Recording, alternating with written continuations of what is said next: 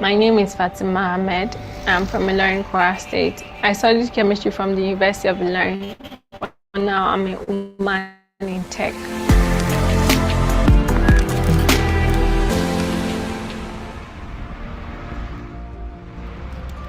Getting a job in Nigeria is very difficult.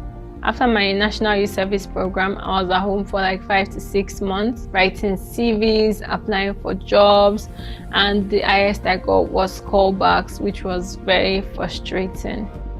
I was talking to a friend about the difficulties of getting a job in Nigeria, and he was telling me about the opportunities in tech. Coincidentally, at that time, another friend of mine was telling me about how she went to the Nigerian Techsters program, where she learned how to code and build websites. Seeing what she could do, I was motivated to apply for the Nigerian Techsters program. The training was for 12 weeks. I learned technical skills, building websites, writing codes. I also learned soft skills, communicating effectively, working in teams. It made me more effective in what I do today. Coming for the training, I just felt that, okay, I'll just learn some new skills, then have to go back home to apply for other jobs. But during the training, I started getting a lot of job opportunities, and here I am today. I have a good job, and I am glad I took the bold step to come for the Nigerian Techsters training. I currently work as a technical support engineer at Techsters, where I provide cloud-based solutions. I want to use this opportunity to encourage other young women out there who are looking for jobs to empower themselves with tech skills and take advantage of opportunities like this. With partners like Microsoft, we've been able to train over 2,475 women in coding and deep tech skills across 12 states in Nigeria. And all this training was done for free. Over the next 10 years, we will train 5 million women across Africa by 2030. And we're looking for partners who could join us on this journey. Your leg is bigger than my leg. Give me your side. But you like it, yeah? Yes. Your leg is quite big. Your leg is bigger than my leg. Yes.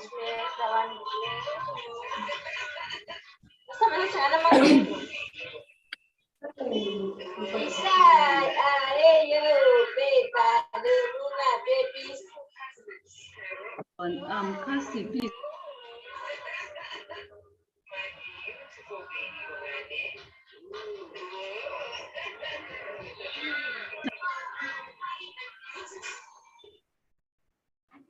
So sorry. Hi, Oladejo, please mute yourself. Good morning.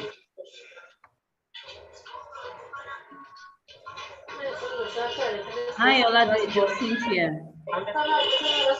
Yeah, good morning. Please, can you mute yourself, please? I'm so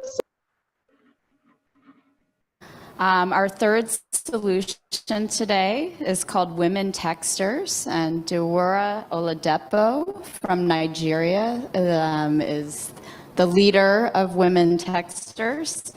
She is bringing training to underserved communities. She's had amazing success in Nigeria. She's ready to scale this program across Africa to help bring digital and technical skills to women across Africa. This is a much needed set of skills to help enhance careers and livelihoods, and we look forward to hearing from you. And technical skills to women across Africa. This is a much needed set of skills to help. Good afternoon, everyone. My name is Deborah, and I work with Techsters.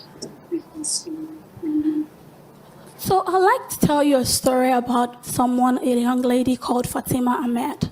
Fatima is one of the beneficiaries of the Women Techsters program, and she's come from an underserved community in Ilorin in Nigeria. Fatima looks for a job for a really long time and stumbled on the Women Techsters program through a friend of ours. She went through our 2-week training program, and at the end of the training, she was able to get an internship placement as a front-end developer with a top software company in Lagos. 3 weeks into the internship, Fatima did get selected into the Microsoft Leap Engineering program, which is Microsoft's commitment towards building women software engineers in Nigeria and in Africa. There are a lot of women out there who want to be just like Fatima, but do not have access to the requisite skills to do so. And this is because there's a huge gender gap between men and women in the technology ecosystem in Nigeria and across Africa. As you can see behind me, for every 10 people in technology in Nigeria and Africa, 9 are men and 1 is a woman. So the Women Techsters program was actually born out of the need to bridge the digital divide between men and women in the technology ecosystem. Our mission is further strengthened by an African proverb that says, if you educate a man, you educate an individual. But if you educate a woman, you educate a nation. Yeah, thank you. So women play a very vital role in economic development, and we think it's very important to provide them access to such opportunities. So talking a bit about the Women Techsters program the Women Techsters is an experiential learning program for women within the ages of 16 to 40, teaching them digital and deep tech skills across 5 tracks: web and mobile development, games development, Internet of Things, data science, and artificial intelligence. And we did this with 3 objectives in mind. We wanted the women to get access to jobs. We wanted them to study STEM at a more advanced level, and we wanted them to actually go start up their own technology businesses. So we did a pilot called the Nigerian Women Techsters, which was done in Nigeria, and we had like tremendous results. We've trained over 2,475 women across 12 communities in 12 states in Nigeria, and 25% of them are currently in a STEM-related course right now in universities and advanced level. 70% of them have started careers in STEM, and 5% of them are starting their own businesses at sort of like an MVP level.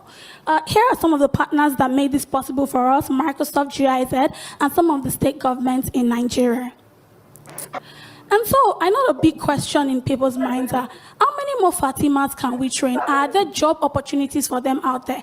I would say a big yes. According to the IFC, by 2030, 230 million jobs in sub-Saharan Africa will require digital skills. And hence the reason why we have this ambitious goal where we're going to train 5 million women by 2030 across Africa. So what do we need to get to where we're going? Partners, partners, partners. We need financial partners who could support our learning delivery.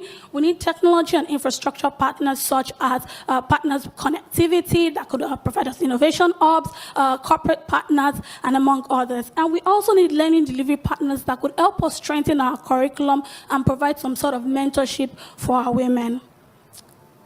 You could follow us, our progress and our work at our website and our social media handles, and we do hope that you help us to be able to get women a place in the future of work. Thank you.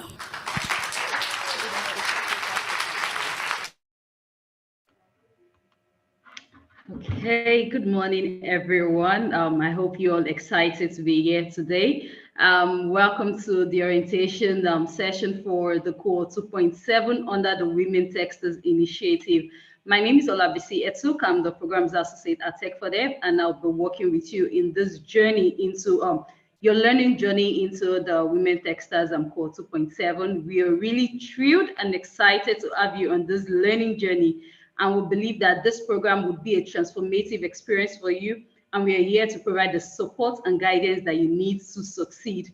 So basically today, I'm welcoming you already, and we'll be providing you with important information to set the stage for a successful program. The main goal of this orientation session is to ensure that you have a clear understanding of the program structure, expectation, and available resources, and we'll definitely equip you with the necessary knowledge to make the most out of this learning experience and empower you for success. That's what the Women Techsters is all about. And during this session, we'll be covering key points like the program's overview, where we'll be taking you through the curriculum, the expected outcome, the objective, everything that is expected of you during the course of this training.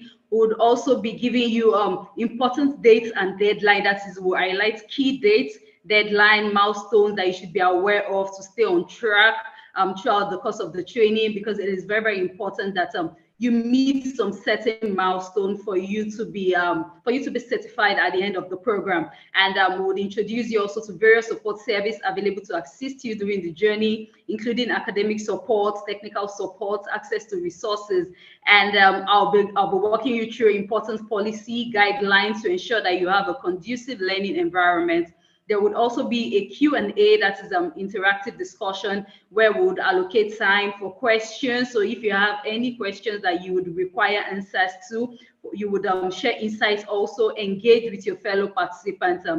In this orientation, I am going to be encouraging active participation throughout the session. So please feel free, if you have any questions that you need answers to maintain a bit of decorum, you can use the comment section, and we'll try as much as possible to take every question. If you have any clarification that you want to seek, would require you to drop the questions.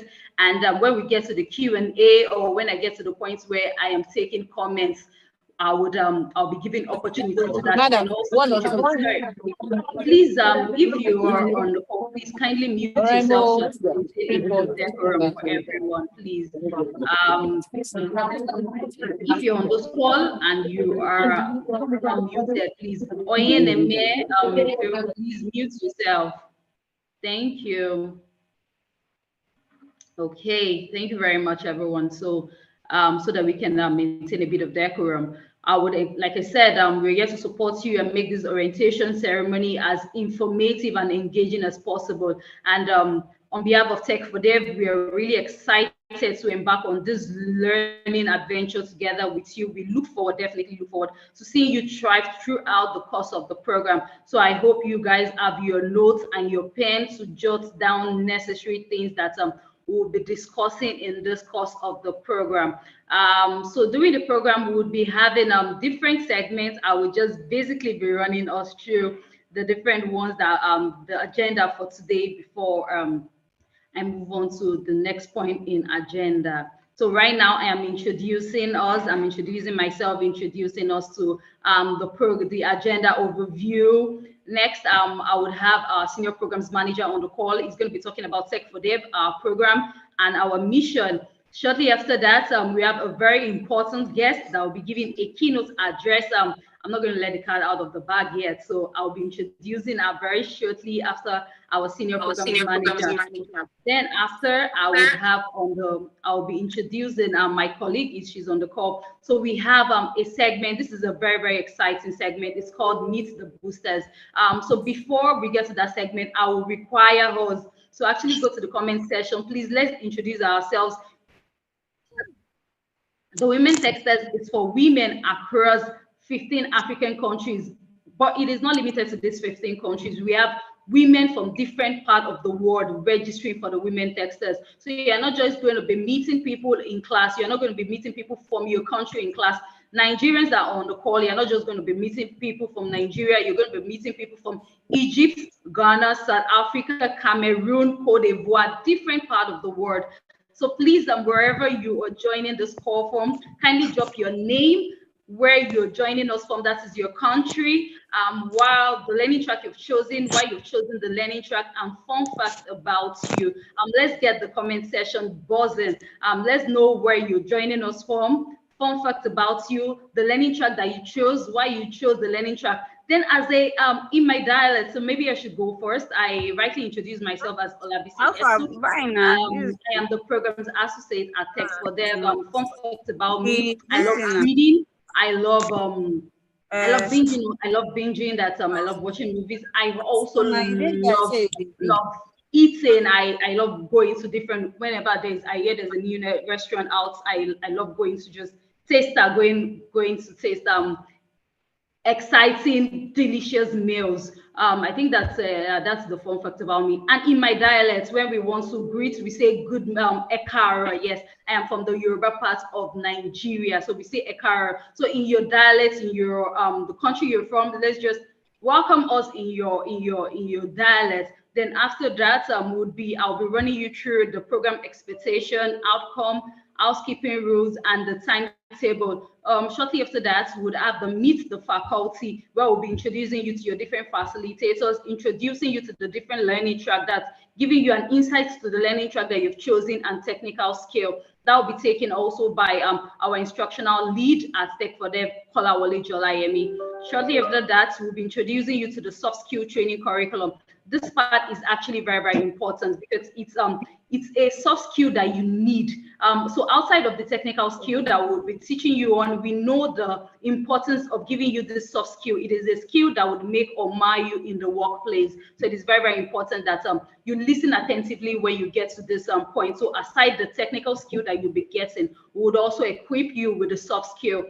Shortly after that, we have a very robust community, very welcoming and loving community. So outside of us training you, after you're done with your training, we don't just leave you to chance. We work with you every step of the way because we understand how competitive the tech space can be. So we work with you even after your training. We hold you hand by hand. We share opportunities with you. Say if there are anything that we know you're going to benefit from, we do that in the community. That is where we'll be introducing you to the alumni committee. That will be done by my colleague Paul Andrew, is the community associate at Tech for Dev here. Shortly after that, I know so many of you are looking forward to this segment, which is Introduction to Teams. A whole lot of people, we've been getting emails on, I've been trying to log into Microsoft Teams, I've been having this, I've been having that.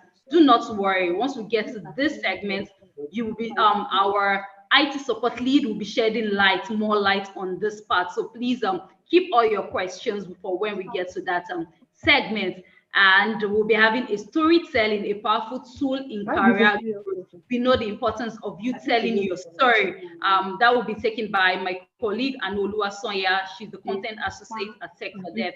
Then we would run you through the social media activity where you get to make noise about what you have, what you're doing right now. You blow your trumpet. Then we'll have the closing remark by our senior business manager at Tech for Dev. Then we'll get to the general announcement and the question and answer. Okay, so on that note, I hope the comment section is already buzzing so that we can have more people. So I would like to also further reiterate, please, if you're on the call and you're not muted, please kindly mute yourself so as to maintain decorum. Please mute yourself.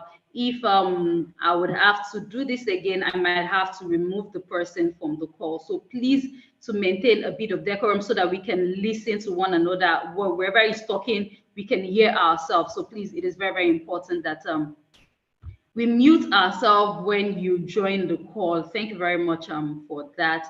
Okay, so I will be introducing very shortly our senior programs manager at Tech for Dev is the person of Abraham Akman. He's going to be introducing you to, giving you a brief insight as to what Tech for Dev is all about, our mission, our vision. I will just be calling on him very shortly. Okay, yes, good morning, Abraham. How are you doing today? Hi, BC. I'm doing fine. Thank you. Can everyone confirm they can hear me? Yes, we can hear you. Okay, so let me put on my video so you can actually see me. Yeah. So first off, I want to say congratulations to every one of you. I'm sure that for some of you, this is your first time applying. For a number of you, this might be your second time or third time. And we have some people who I will call outliers. They really, really wanted to be part of the bootcamp and they have applied several times. And for you to be here, it essentially means that you deserve to be here. So on behalf of the team, just to echoing what Olabisi had said is congratulations once again. And we hope that you have an amazing time and you give it all the best that's actually required to be part of the program. Now, at Tech for Dev, we hold to certain standard. That means we as an organization, we ensure that we give everyone, every member, everybody who goes through our program an opportunity to have the best kind of experience. And we give you, providing you with all the necessary tools that gear you up for success, right?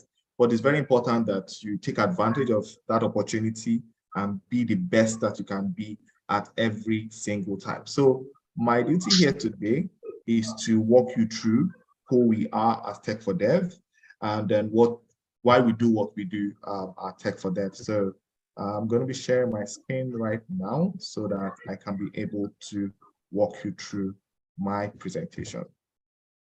Okay.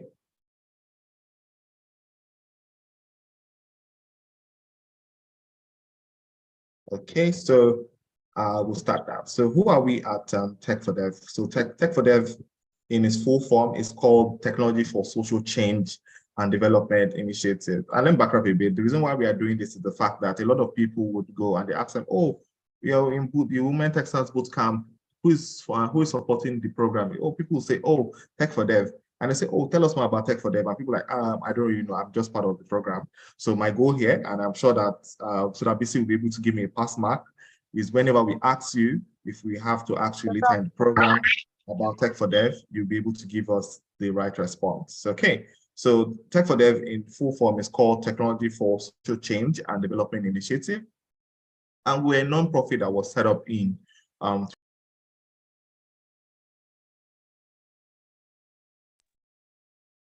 Okay, so this is just to let you know that we have been doing this for over 7 years. And the reason why we had set up Tech for Dev was to be able to create access for decent work and entrepreneurship opportunities for Africa, right? And this is just because research has actually shown that Africa is a young population, right? And it's very important that how do we harness this particular young population to ensure that Africans have access to decent livelihood, right? And our goal is, or the vision of the organization is to equip Africans with digital and life skills that fosters, number 1, economic prosperity, 2, financial freedom, and 3, sustainable development. And this is because we believe that digital literacy is a tool for youth empowerment and development. Okay, so I've been able to walk you through our vision and our mission, and this is the ethos. This is what we live by, and this is why we do what we do. Okay, so our work areas, we have 3 work areas, and I'm excited to let you know within the next few months, it's going to be expanded to 4 work areas. But for now, the 3 work areas we have is covers digital skill empowerment, digital skill advocacy, digital job matching. Now, one of the things that makes our program quite interesting, and is that for quite a number of our programs, especially at the perhaps at the fellowship stage, even or at other intermediate level programs, is that we are not just only focused on providing people with digital skills, but being able to give them the necessary skills for them to land at least an entry-level job. So, and we're also focusing on digital skill advocacy. So we believe that there are different biases that that are currently stopping people from accessing digital skills. So we have a vehicle. We do that with different partners. We go into schools, we go into different research organizations, just to be able to advocate. And this is because we believe that once people have an alternative, they'll be able to make alternate options available to them, and they can be able to see that digital skills is the way to go. Then we have digital skill empowerment, which is like a program like this, the Women Techsters Bootcamp, that you are part of today. Okay. So as at today, we are currently in 15 African countries, and within the next few months, which I'm quite excited about, is we're going to be expanding to 22 African countries. So if you have a friend who is not currently covered, tell the person Tech for Dev is coming to your city. So if you're not following us on social media, this is a good opportunity for you to be able to say, okay, follow me. Go to I'm sure my colleague will come back later on the program, just to be able to support you in that particular regard. So our program levels, we have our basic literacy program, we have our intermediate level program, and we also have our advanced programs. And at the basic level is that we believe that everyone needs to become what we call digital citizens. So people need to have access to be able to use productivity tools, being able to use financial services at this level, so that it doesn't matter, we're not looking at you saying, I want to become Mark Zuckerberg, I want to become Elon Musk, right? So how can you be able to interact with technology? How can you be able to not be left out in the digital transformation process? So that is our focus when we have our basic programs. Our intermediate level programs is taking it a step higher for people who have basic skills, who have been able to go through the basic program, and they want to be able to further their career in technology. And at the end of the process, they have become entry-level talents in the technology ecosystem.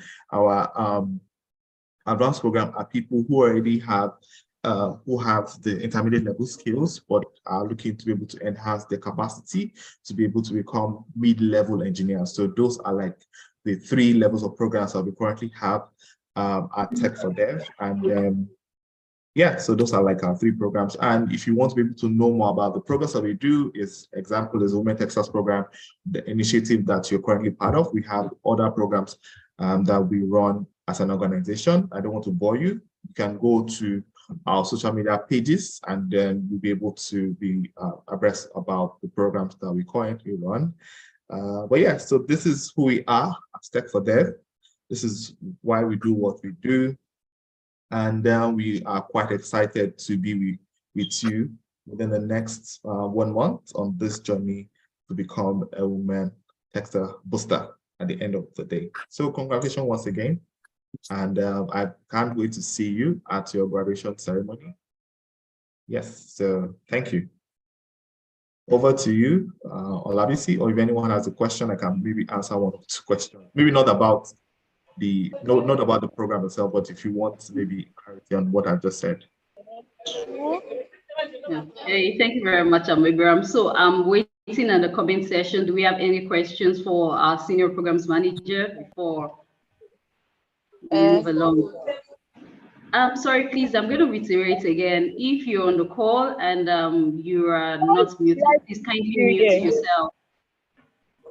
If you're on the call and you're not muted, please mute yourself to maintain decorum, so we are able to hear ourselves very clearly. Please, it is very, very important that on you joining this call, ensure that your mic stays muted, please. It is very, very important.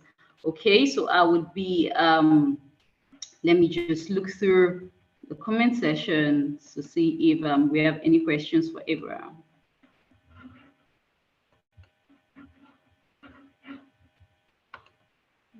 Okay, still waiting. So I'm going to give it 1 more minute. If by 10:25 we don't have any questions, I will just move along.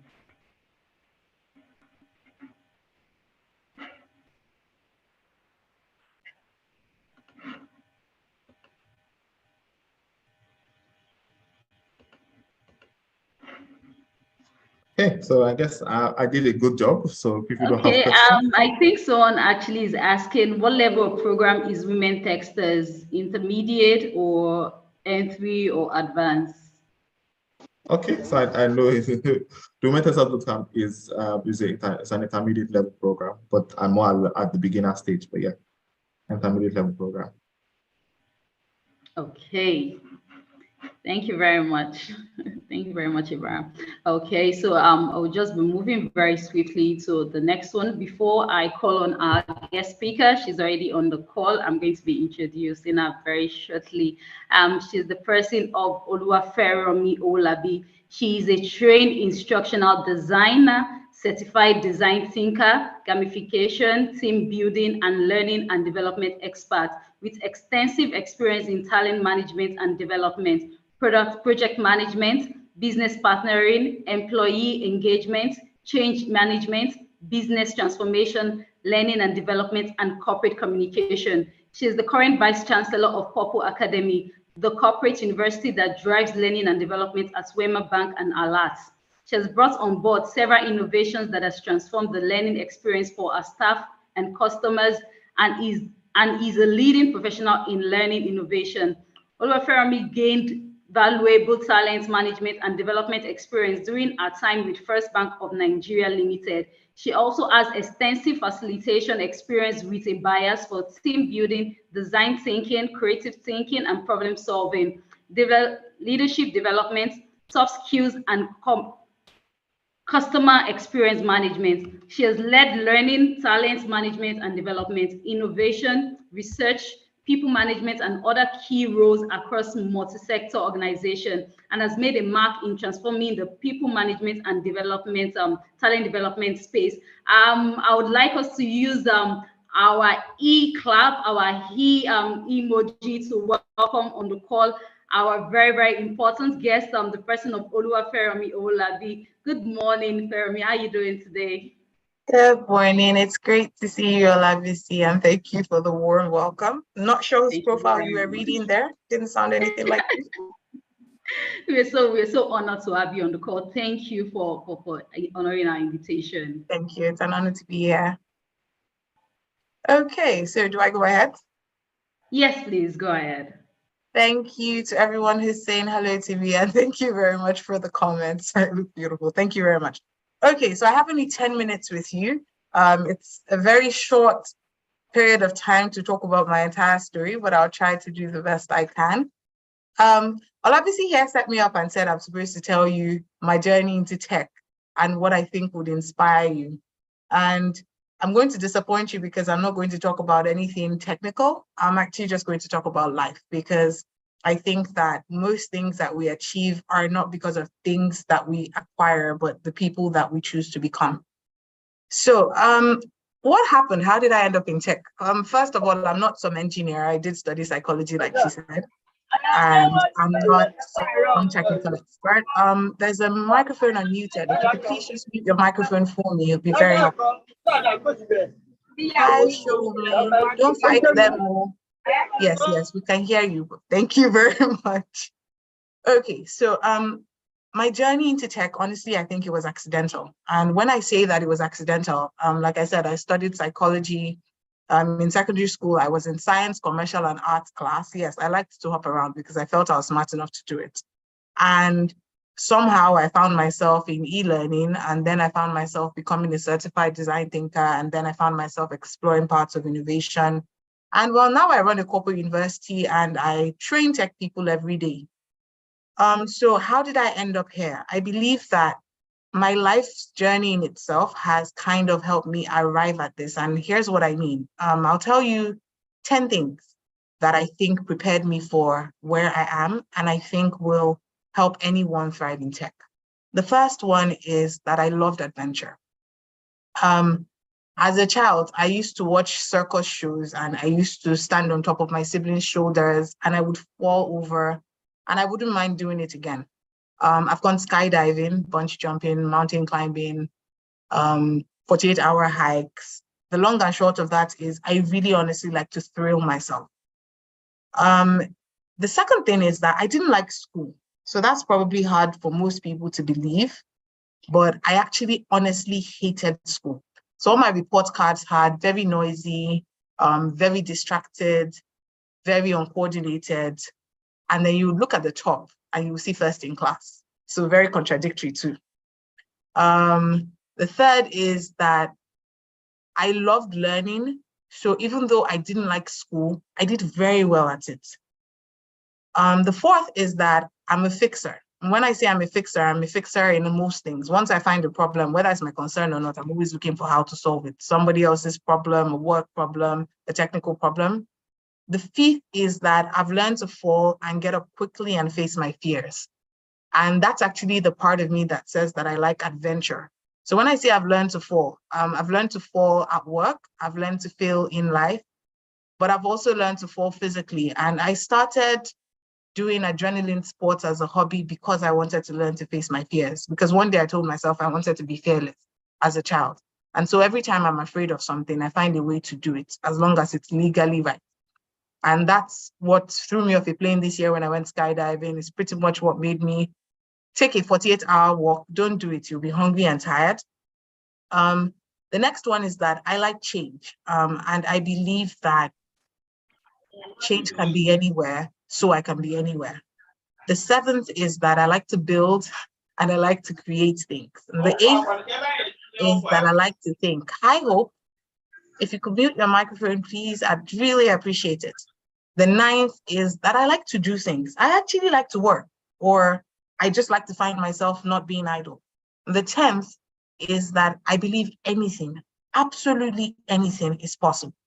And now I'll tell you the lessons that I think you can learn from this very quickly. So from the first one, I actually genuinely have always loved adventure. And I didn't love adventure because I wanted to be in tech. But if we look at the concept of working in tech or being in tech or being a woman in tech, the first thing that I think you need to appreciate is a concept of liking adventures, because tech in itself is a roller coaster ride. It will take you to places that you've never seen yourself, to areas of expertise that you didn't think or believe were possible. There's tech everywhere. There's tech in learning, there's tech in HR, there's tech in agri, there's tech in food, there's tech in farming, fishing, there's tech in every single thing. So the first thing is you don't have to be in some startup that says that you're building a software for a computer company to say that you're in tech anymore. You just have to be alive and doing it. So for that, please don't limit yourself. You're starting a career in tech or you're continuing a career in tech, but the one thing that I need you to learn from my learning of adventure is that you need to learn to explore. You need to be willing to try new things. You need to be willing to think without a box. There's usually thinking outside the box. There's usually thinking out with boundaries, which means that there's still something guiding you. But with tech, you have to be limitless and you have to be open-minded. The part that says that I didn't like school, even though I did well at it, for me, the lesson to learn is that there will always be an uncomfortable need before you get to what you want. So you still need to put your back into it. And why I'm saying that is a lot of people want to be at the great side of tech. You want to earn $1 million, you want to build some software app, you want to start a company that will get acquired, you want to work for Microsoft or Google or one of the big shops. But there will always be an uncomfortable need first, which means that that learning, that technical course, that sitting in class, the sleepless nights, it's all worth it. Because eventually to get what you want, you have to have something that you need first. And the third part, where I said that I really do like learning, for me, and it's a quote that I wrote myself in my head, so I don't know if anyone else has ever said it, but learning is the air you breathe. So I usually tell people, stay alive. The moment you start learning, this one is popular, the moment you stop learning, you start dying.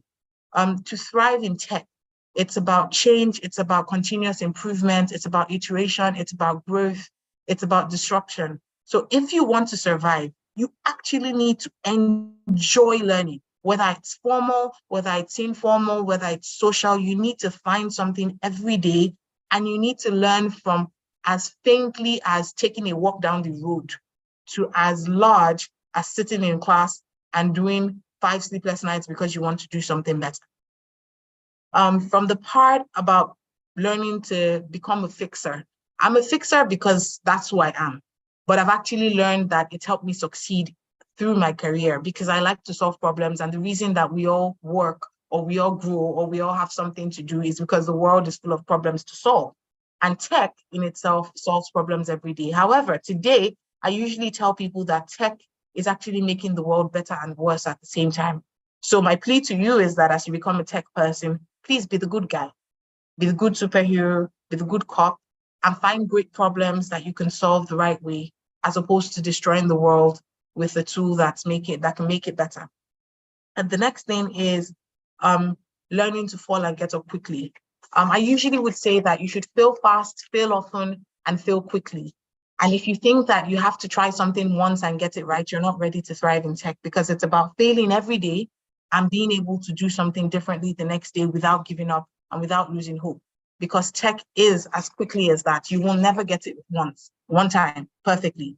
And even when you get it once, the reason that apps get upgraded and things have forward sessions is because something's changed, so you need to change just as quickly, which is the next point. I like change. You have to be willing to let go of that beautiful thing you did today because you can do something better tomorrow. And you have to be willing to move as quickly. There's a book called Who Moved My Cheese? It actually talks about being able to sense when the world is changing, when needs are changing, and how quickly you need to respond to it. And a lot of people say they're okay with change, but honestly, we're not. So the first thing is to tell yourself that even when you're not comfortable with change, you learn to live in that discomfort until you understand it and can relate to it better. And the next part of liking to think is that every young person I meet likes to do a lot, but it takes a lot to actually stop, look, and listen, to observe, to study, to think, to pause. But if you want to succeed, you actually need to be willing to take out time to stop and to think, because the amount of value that you can create from 5 minutes of silence is more than you think. The next thing is to like to do. Tech people are executioners, and most tech things start with dreams. I wish I could talk to people on the phone and see their faces. Ta-da, video call. I wish Twitter was different. Ta-da, thread. That was a joke. The point is, you actually have to be willing to build something and do something differently. The final thing is that I believe that anything is possible. And this is the most important one for me, because working in tech means that you're going to hear a lot of no's, a lot of it can't happen, and a lot of how do you want to get it done. But most of these things start within you because there's an inner drive, an inner motivation that no one else can give you that says that if you believe that you can do anything, you can do anything. Now, beyond this, most of you are in your exploratory stage of work. And honestly, the future is tech. So in my head, I believe that you're going to have to work hard to help other people create solutions that will help them work smart. You're going to work in different areas of expertise because they believe that you can make their lives scalable, their problems better solved, and their work easier. But tech is part of life. So you're not doing something absurd. You're actually creating the future of work and of life. Congratulations, welcome on board. I have just 2 minutes left for questions, but I hope you have a fantastic bootcamp. I think you're in the right place, and I think this is an opportunity that 1 million people would kill for. So enjoy the opportunity, explore, and make the best out of it. Thank you very, very much, and welcome on board again. Do you have questions, please? Hey, thank you very much, Fermi. I mean, if you guys didn't actually pick something from everything that you've spoken to today, then I really do not know what you want for this bootcamp. She has spoken to a whole lot of things. So if we have questions, I would be in the comment section to take questions. I would also look at the YouTube plays. We have some of our participants also on YouTube. So I'll be looking out for questions on YouTube also.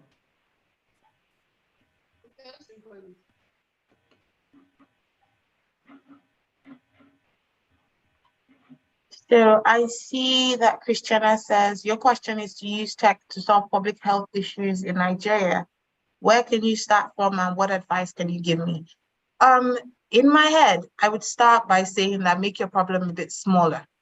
There's something in design thinking called asking the right problem statement. So when you identify or when you start your process, there's a part of it where you have to write a point of view statement or problem statement. Usually starts with identifying a user, and you said public health issues, and then you have to find a need.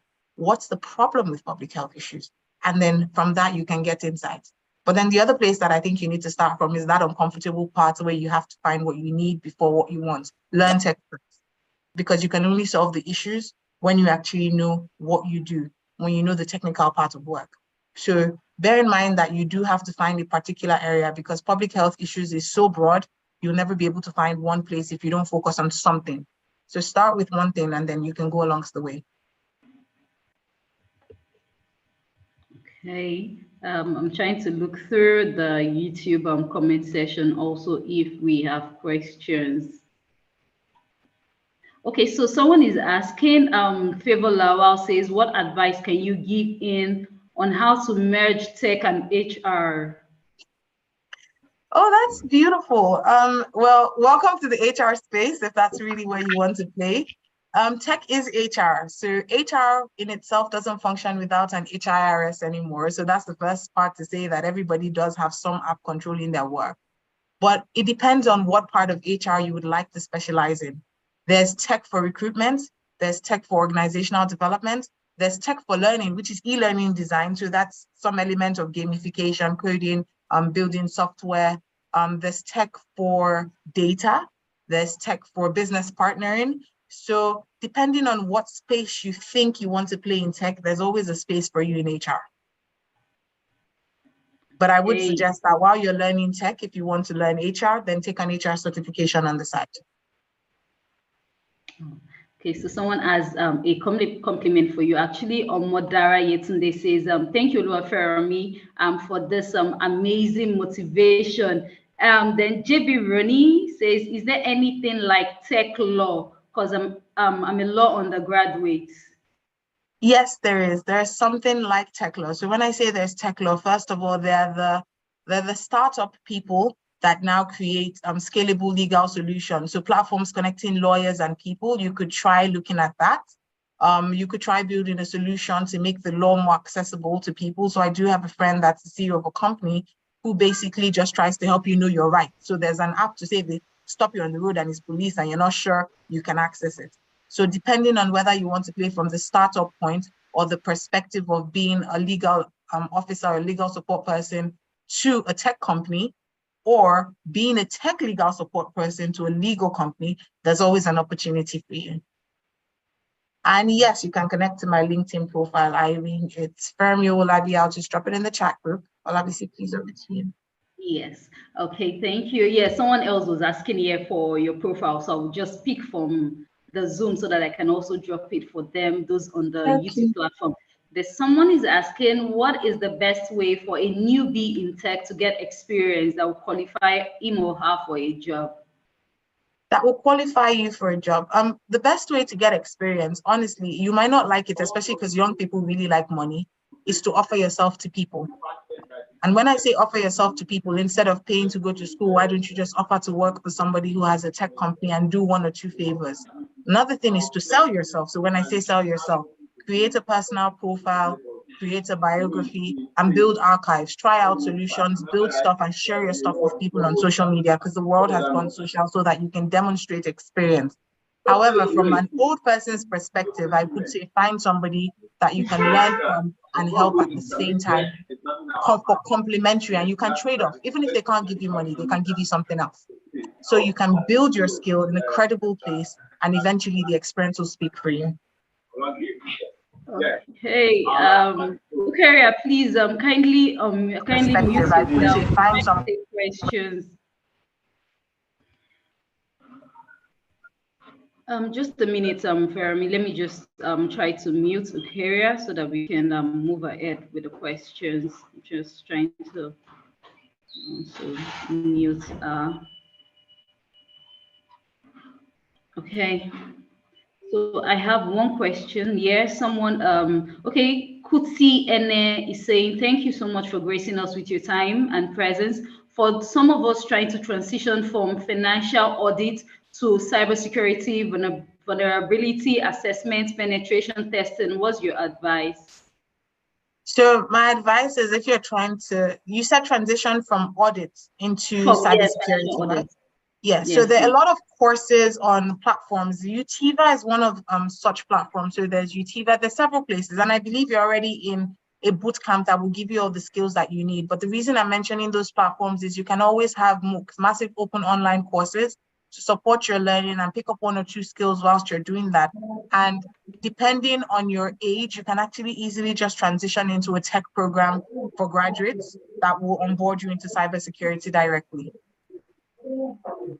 Okay, so I believe she's spoken to how to get experience already if you're trying to leverage getting into tech. Okay, let me see. Hands-on experience. Yeah, you've spoken to getting hands-on experience as volunteering your time. There is an alternative. I'm sorry, Olabisi. You can actually just subscribe to Upwork. So Upwork is an international platform, and there's several of those platforms where you can offer your skills and actually get paid. So whilst you're doing your bootcamp program, if you think you have a small skill you can explore, you can get paid for it, or you can build experience that way as well. Okay. Thank you. So I think I'll just take 2 more comments. This is from Wonderful Olo. She said, is it visible to combine medical school with the tech space and thrive well at both? Remember when I said anything is possible? Most of the people that I know in the thriving startups in Nigeria right now that are CEOs or co-founders are from medical school, and they started in medical school. So I would say that assess that by your own capabilities. It is possible. I've seen it happen. I've done similar. So I know that it is, but you do need to focus on your priority per time and know how to weigh the options as you go along. Okay, thank you very much. So let me take 1 more question then. Okay. Okay, someone is saying criminologists. I think it's something on law, yes. Transitioning into cybersecurity. I think you already answered that. Let me just take 1 more. Okay, this one is from Grace Patrick. Thanks for the insight on your journey. And for someone in the educational system, how does tech help someone? I'm a special needs teacher. Wow, that is one of the biggest spaces for tech. And I absolutely love your area of expertise. Coincidentally, my sister is a special needs teacher and she does use learning tech. So for you, it would probably be e-learning, infusive learning, blended learning. But after you learn the core tech, you can choose to build a solution that would expand that space, or you can choose to latch onto an existing solution that would be more relevant for the people that you're teaching. So you do need to focus on your core learning. I would advise aspects of child psychology, neurolinguistics programming, in addition to now learning the tech in itself so that you can merge them together. Okay, thank you very much. I already got, okay, the those on Zoom is also looking, so okay, apologies for ignoring so many people on I mean, we have been focusing more on the Zoom's platform, so I'm trying to get comments also in the YouTube platform. How do we connect? Okay, so this person is just basically asking about networking. Her area of learning is product management, so she's asking how they can improve their networking, how to basically improve their networking on the social media platforms.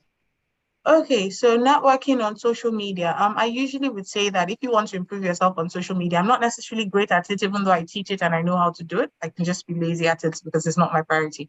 But honestly, at the least one post a day about your core. Have a core area of focus. So most people on social media post their food on Monday, family on Tuesday, fashion on Wednesday, lifestyle on Thursday.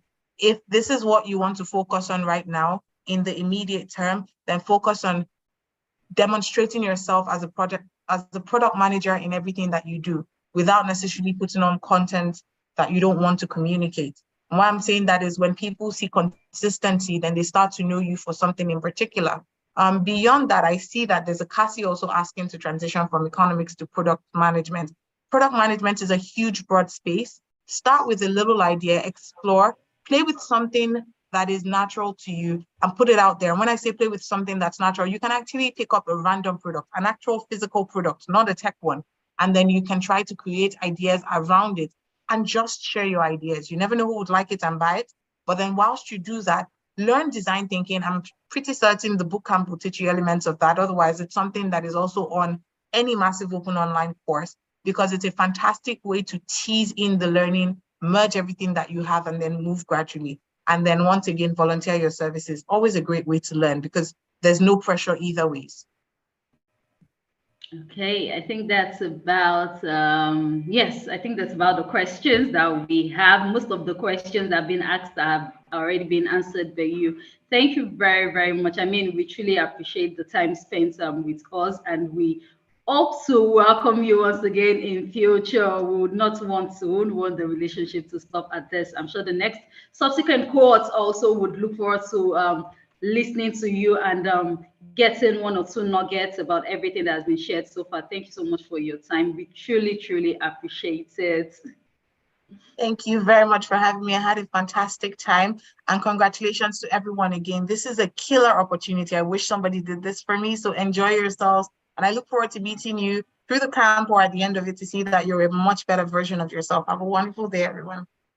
Bye. Thank you very much for joining us. Okay, so next on the agenda would be addressed by our Senior Programs Manager at Tech4Dev. He would be standing in for our Executive Director, the person of Oladira Oladepo. So I have on the call with me our Senior Programs Manager, Michael John. Good morning, Michael. How are you doing?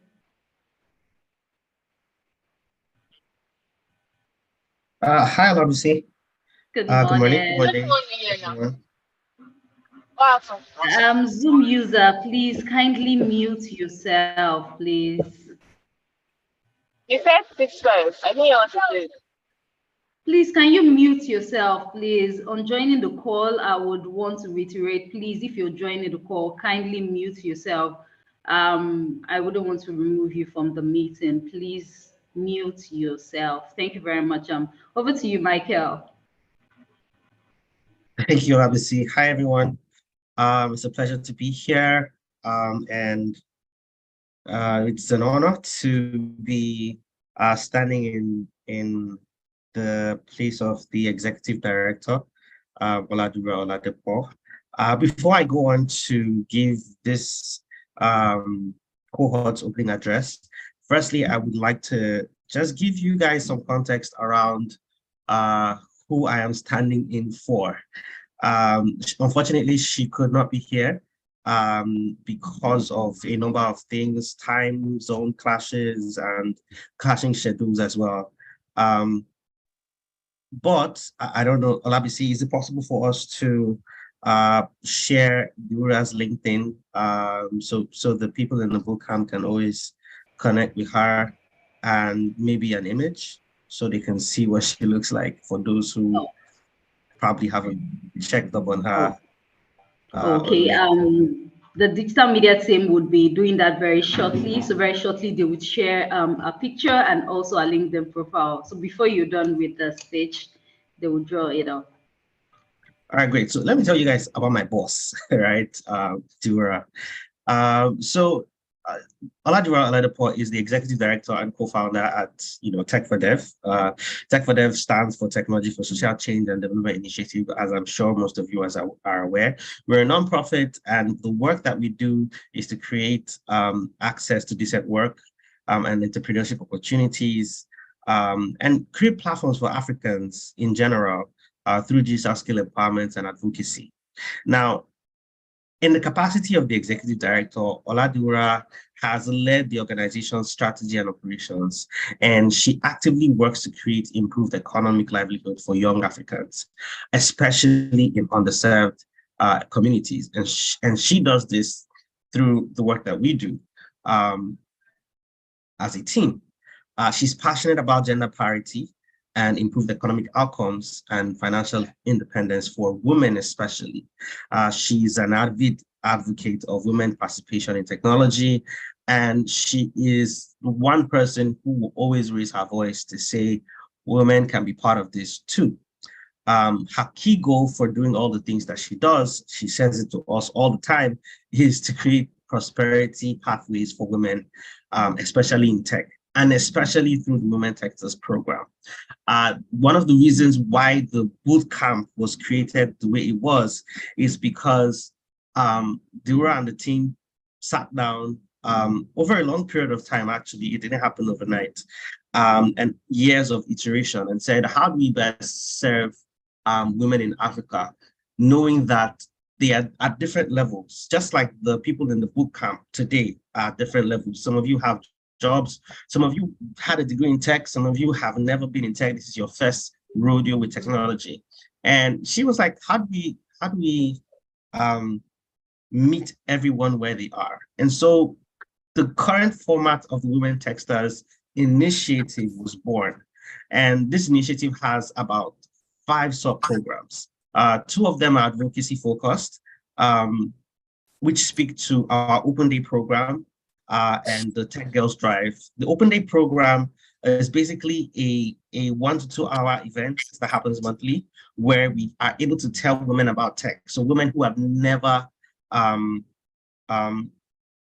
gotten into tech, or probably don't have so much of an idea. And we invite people like our guest speaker today, who can come and share their journey and, show that it's actually not that hard. And also share their difficulties so that you can be inspired to go the extra mile when you face challenges. And then the Tech Girls Drive is more tailored towards secondary school girls, right? As a way of telling them not to be afraid of STEM or mathematics or science, and they can do it. And then we have the skilling programs, which is also divided into 3 to meet people where they are. So we have the bootcamp, like the program you're in right now, which is designed to give you a foundational experience. It's just 3 weeks of really intense, rigorous training, thanks to superb facilitators who have not just volunteered their time and expertise, but also go the extra mile to talk to you and support you in landing opportunities after the program. So the bootcamp is to start as a foundation. A lot of times we know that a number of people, graduates and undergraduates, want to be able to test tech without, committing so much. So you don't have time to do a 6 months program. You don't have time to do a 1 year program, of which, they say, oh, 6 months program is what gets you super seasoned. But you want to be able to do tech in such a way that, yes, I can try it. If it's not for me, I can make a different decision, or I can try it and understand how to apply it to my job, or I can try it, see how easy it is, understand the different aspects of it. And if the course I'm doing now on this bootcamp is not for me, but I see like maybe program design is for me and not software development, then I can come back quickly without having to invest so much time. And so the bootcamp was born, right? And which is why it's, sorry, you were saying something? Okay.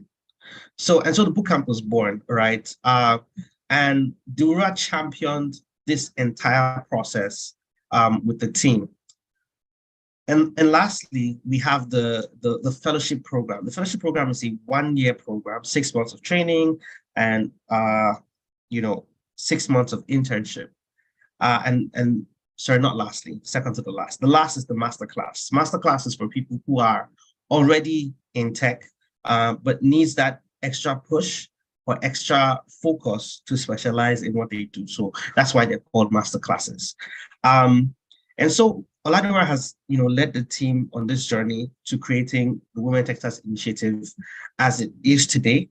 And she is a master's degree holder of advanced management from the Yale University, Yale School of Management, and she has an MBA from Lagos Business School, LBS. She's a Waitlist Global Citizen Prize awardee. She also sits as a council member for the Forbes nonprofit, and she is a Jacobs Foundation Social Entrepreneur Fellow, and a United Nations Solutions Summit Solutions Maker for the year 2019. But amongst all of these accolades, I would like to say Oladora is a friend. She's a friend to the friendless, and she's there when you're in need, and which is one of the reasons why we're encouraging you to link up with her on LinkedIn. Send her a message. Yes, she does have a busy schedule, but she does take out time to reply to messages. The one thing that she wants to see is you making waves, right, on different levels. And I would just, from this go into, other parts of this keynote speech that affect you. So again, ladies, congratulations, and thank you for applying, for trusting us to be the ones to lead you into tech. We know that the world is being digitized. We know that in the next few years, it won't be possible to do anything without having some form of tech infused to it. And so thank you very much for trusting us to be the ones to lead you on this journey. And I would say it wasn't easy getting into the bootcamp, as most of you already know. You had to go through a process. Just to give you some context around this process. To get into this particular cohort of the bootcamp, we received 4,821 applications. And out of these 4,821, we could only admit 3,101 beneficiaries, of which you were here, which means we had a 64% acceptance rate. And so as part of the people who made it here, I'm here to tell you that it's not really going to be easy. It's 3 weeks, and we had to, in designing the program, we had to make sure that this 3 weeks was going to be worth it. That you're going to have to come out as gold after these 3 weeks. And so, yeah, it's not really going to be easy. It's really going to test your commitment, because it's a boot camp, and you know what that means when you talk about boot camps in the military. But I would say stick to it, stay at it, and you will come out not regretting the process at all. Most especially, I want to thank our partners, the Islamic Development Bank, on behalf of the team, and Microsoft, who has been our longest standing partner on the Women Techsters Initiative. We're deeply grateful for their contributions to making the Women Techsters initiative and all its sub-programs a success. I want to extend a heartfelt thank you to our facilitators and instructors who selflessly go out of the way to make this happen. Thank you for your teaching style. Thank you for your commitment to quality, for not compromising and pushing the ladies on the bootcamp and all the programs the extra mile to become what they desire to be when they applied into these programs. As we commence this bootcamp, I would like to encourage every boot star, yes, that's what we call you, boot stars, to give these 3 weeks your best. It could be the beginning of something beautiful, and that's what we wish that it is to you. I would love to see a lot of your posts on LinkedIn about how, I got the job, I created the solution, I started the business, etc. Or I got the promotion, right? For those of you who are in jobs. I would like to also thank the team. Thank you, Olabisi, for all that you do. Thank you for trusting us, to all the ladies on this call and to everyone watching on the different platforms that we are streaming. Let us embrace this opportunity with passion and determination. And together, let us prove the way and pave the way for the future where women thrive in technology as an ecosystem and as a landscape. Thank you very much, everyone. Thank you once again to Dura for allowing me stand in her stead. Welcome to the Women Techsters Bootcamp. Over to you, Olabisi. Thank you very much for that very wonderful address, Michael. Please, let's give it up for him in the comment section. Let's use the e-clap to show our appreciation on behalf of Michael and also our executive director, Oladire Oladepo. Like Michael said, she extends greetings. So moving on to the next in the agenda would be meet the boosters. So this is a form of networking with one another. You get to meet different boosters from different parts of the world. You meet people from Ghana, from Nigeria, from Kenya, from Egypt, from Tanzania, from Madagascar, from DR Congo, basically different African countries, Cote d'Ivoire, Zambia. You meet different people from different parts of the world. So I would be reading some comments. Yay, thank you, Michael, for this warm welcome. Adetayo is saying, okay, let me see, let me back it up to comments so that I can read some comments. I can see people already connecting with one another. Please, just for the sake of privacy, please, I would discourage you dropping your phone number in the comment section, please. It is very, very important. Please, you can drop your profile, your LinkedIn profile, your Facebook profile, Instagram, so that you can connect with one another. Then you can share that via DM. But please, I don't encourage that you drop your phone number. Just for security's sake, please desist from dropping your phone number in the comment section. Thank you very much for that. Okay, let me read some comments. Oh, yes, I'm seeing comments already. Just a minute, just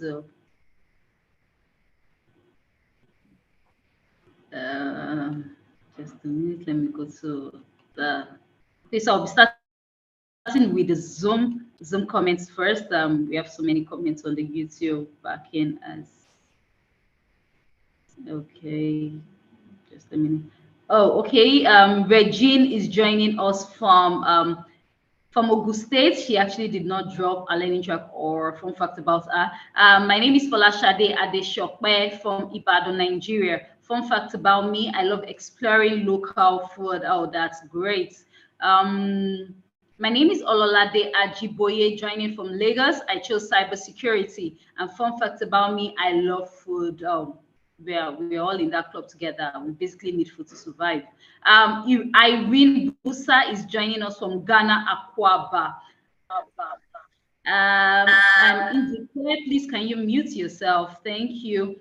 Injideka is joining us from Abuja, and this is Ejemole Anna. I'm so sorry if I didn't pronounce that well. She's joining us from Port Harcourt, that's the part Port Harcourt in Nigeria. She chose the product design track. And Janet Dia from Nigeria, she says Eweso, yes, in a dialect. Eweso, I think that's, if I'm not mistaken, that is Ogun State.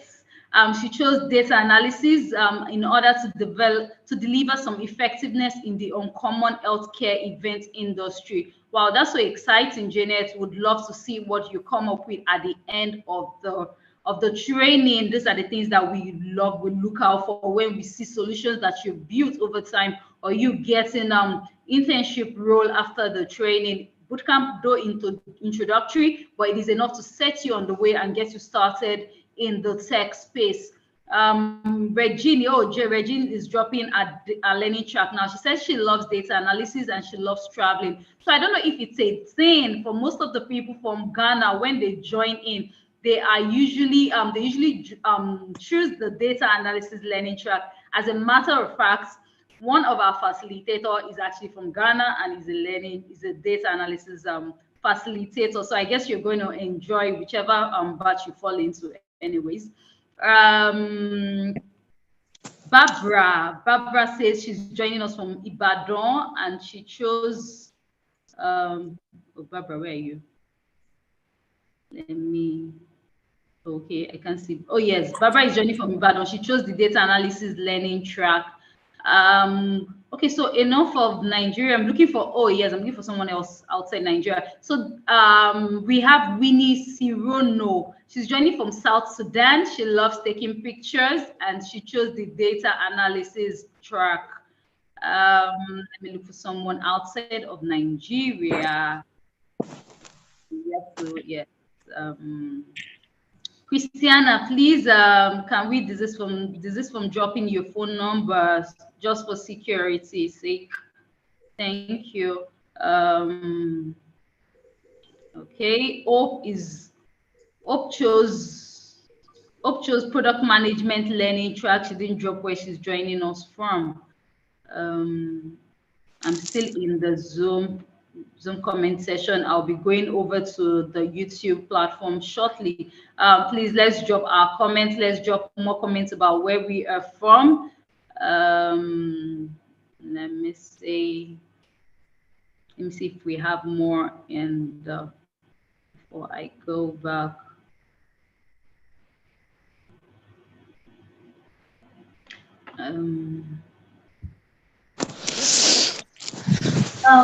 Please, can you?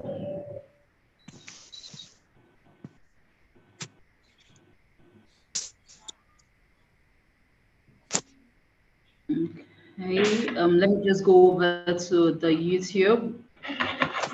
Please, if you are unmuted, please kindly mute yourself. Okay, the YouTube, please, can we? Okay, I can find, let me just go to all the charts so that I can see comments. Yes, Aishat Adedire. Oh yes, we have Thelma from Kenya. She chose the software development learning track. Nice to meet you, Thelma from Kenya. We have Shivan Rachel from Uganda. She chose the data analysis batch, that's batch B. And we have Lamis Ella from Egypt. Yes. Nice to meet you.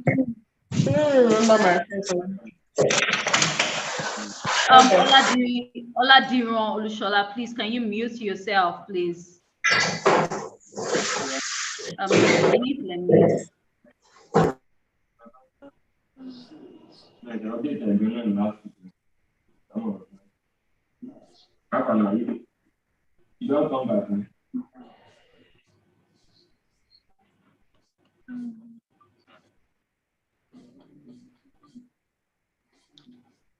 This is the last time I'll be extending this. Anybody that actually unmutes themselves, I'll be removing them from the meeting, and I won't admit you back into this meeting. You would have to go and join the YouTube platform, please. Thank you. Okay, so moving on very quickly, we have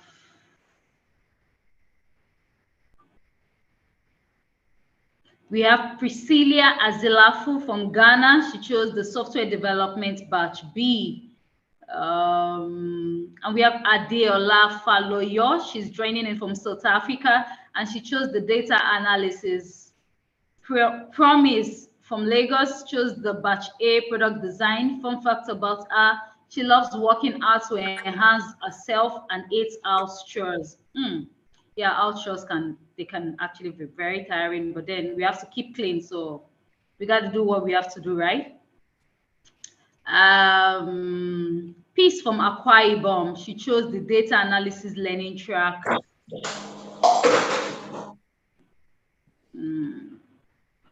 Oladiran, you are back again. Please, okay, not to worry.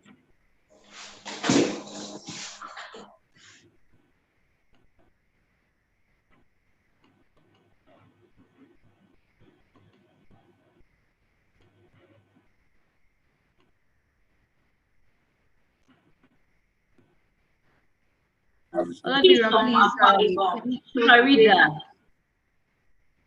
can you mute yourself, please?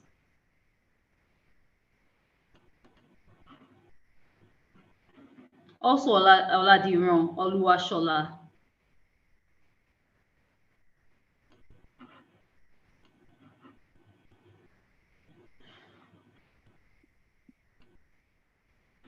Thank you.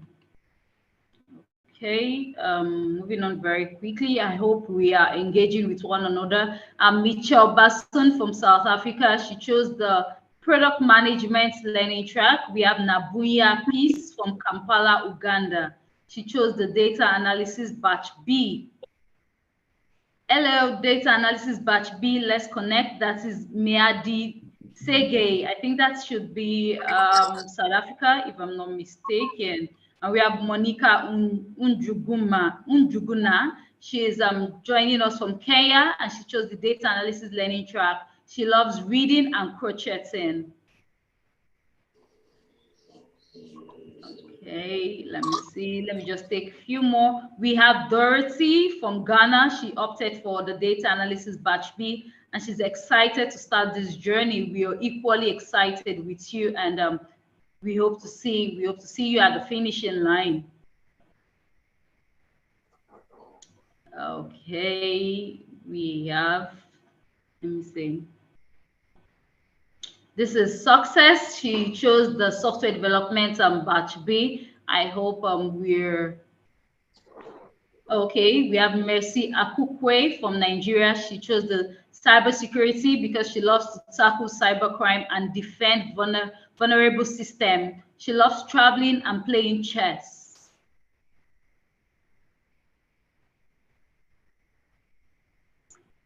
We have Busiwe from South Africa. She chose the data analysis mainly because she's currently studying econometrics, and she believes that data analysis will help improve her skills when she gets to the working world.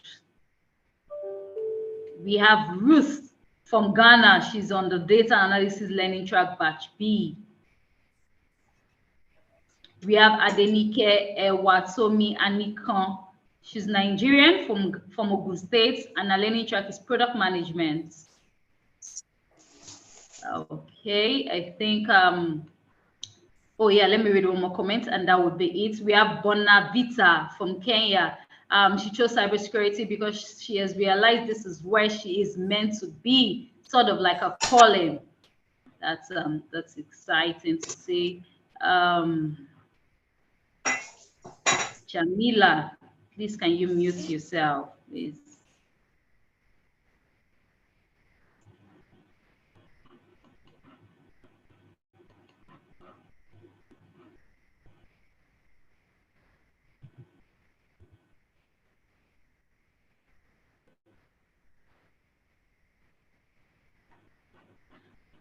Okay, so moving on to the next on the agenda would be the program expectation. So I'll be sharing my screen very shortly, and we'll move into the program's expectation, walk you through what is expected in a minute, just a minute, please.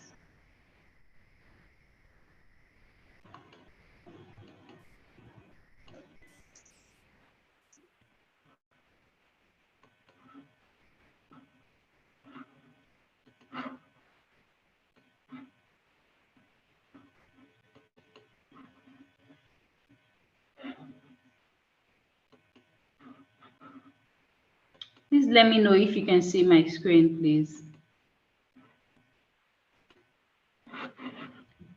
Kindly use the comment section if you can see my screen. Okay. So this is the bootcamp and book for the Women Techsters 2023. This would be shared with you with a recording of the session after this orientation. So our senior programs manager has already walked you through what Tech for Dev is all about. So I am not going to basically bore us with this. We know that Tech for Dev is Technology for Social Change and Development Initiative, a non-profit organization based in Nigeria. And about Women Techsters, this is part of the initiative which you've registered for under the Women Techsters. We have the 5 learning track which we focus in, and our senior programs manager Michael already spoke to the different initiatives that we have under the Women Techsters. The bootcamp is the one that you're currently on. So I'll be walking you through the program structure. So this is the program structure. We have the introduction to Teams, which was done from Tuesday to Wednesday, and we have the orientation, which is today, the introduction and setup. All this went on during this course of this week. We have the orientation, and tomorrow you'll be having the technical support session for those with difficulties on navigating the Teams platform, navigating their learning channel. We'll be walking you through how to navigate the Teams platform tomorrow. So please, if you have any issues navigating Teams, be sure to join this call tomorrow, 10 o'clock to 12 p.m. If you do not join the call and after the call you send an email on resolution, it will not be attended to. So it is very, very important that you join the call. We would have on the call our IT support team, and we're walking you through how to navigate your Teams platform, because classes will be starting on Monday and you need to get all that sorted before your classes start. Afterwards, you'll be having your 2 weeks of hands-on training, introduction to coursework. Your attendance is going to be taken. This bootcamp training is hands-on, is instructor-led, meaning that it is do as I say. It is important that you attend your classes. Attendance will be taken very, very seriously. You'll be having practical tasks that will be given to you by your facilitator every week. You'll be having quizzes. You would also, after the first week, you'll be grouped to take part in a project. Topics will be assigned so that you can start working on a project. And at the end of your training, you have the 1 week to work on your projects. While you're working on your project, you have your soft skill day. And after finalizing and rounding up your projects, you would have a demo day. So what the demo day is going to look like such that you would be presenting everything that you've worked on. It would be, we have professionals that will be standing in as judge to critique the work that you've done so far. They'll be giving you their constructive criticism, where you should do better, where you did well in. They will basically be judging your demo day and be giving you scores. So every of this is going to be done within the 3 weeks of your learning program. You would have 2 weeks of core training and a week to work on your project, and you demo it before you're judged by your different learning tracks. All this will be done by your learning tracks. Introduction to Teams. This would be better expatiated on by our IT support. So getting started, I know we sent an email. We also attached a PDF where it would help you do navigate the Teams. So for those that are able to access the PDF, you should find it easy navigating Teams. So please check through the second email that you received from us. A PDF was attached on how you can navigate the Teams platform. The points where you get an invite from the technological support joining Teams, what you should do and what you should not do. That would also be further expatiated on by our IT support lead. He would also be on the call shortly, and he would be shedding more light on that. As we got the classes duration, for batch A, your classes run from Monday to Friday. Batch A, Monday to Friday, your standard class duration is 4 hours daily, 10 a.m. to 2 p.m. It is non-debatable. Your 4 a.m. is to your 2 p.m. That's for batch A, Monday to Friday. And for batch B, your classes run from Thursday to Friday. That is Thursday, Friday, Saturday, and Sunday. Your standard duration is 4 hours also. You'll be having your classes 4 to 8, except on Sundays, on Saturdays, sorry, where you'll be having your classes 10 in the morning. Your classes is standard, is also not so standard, depending on your facilitator and the students.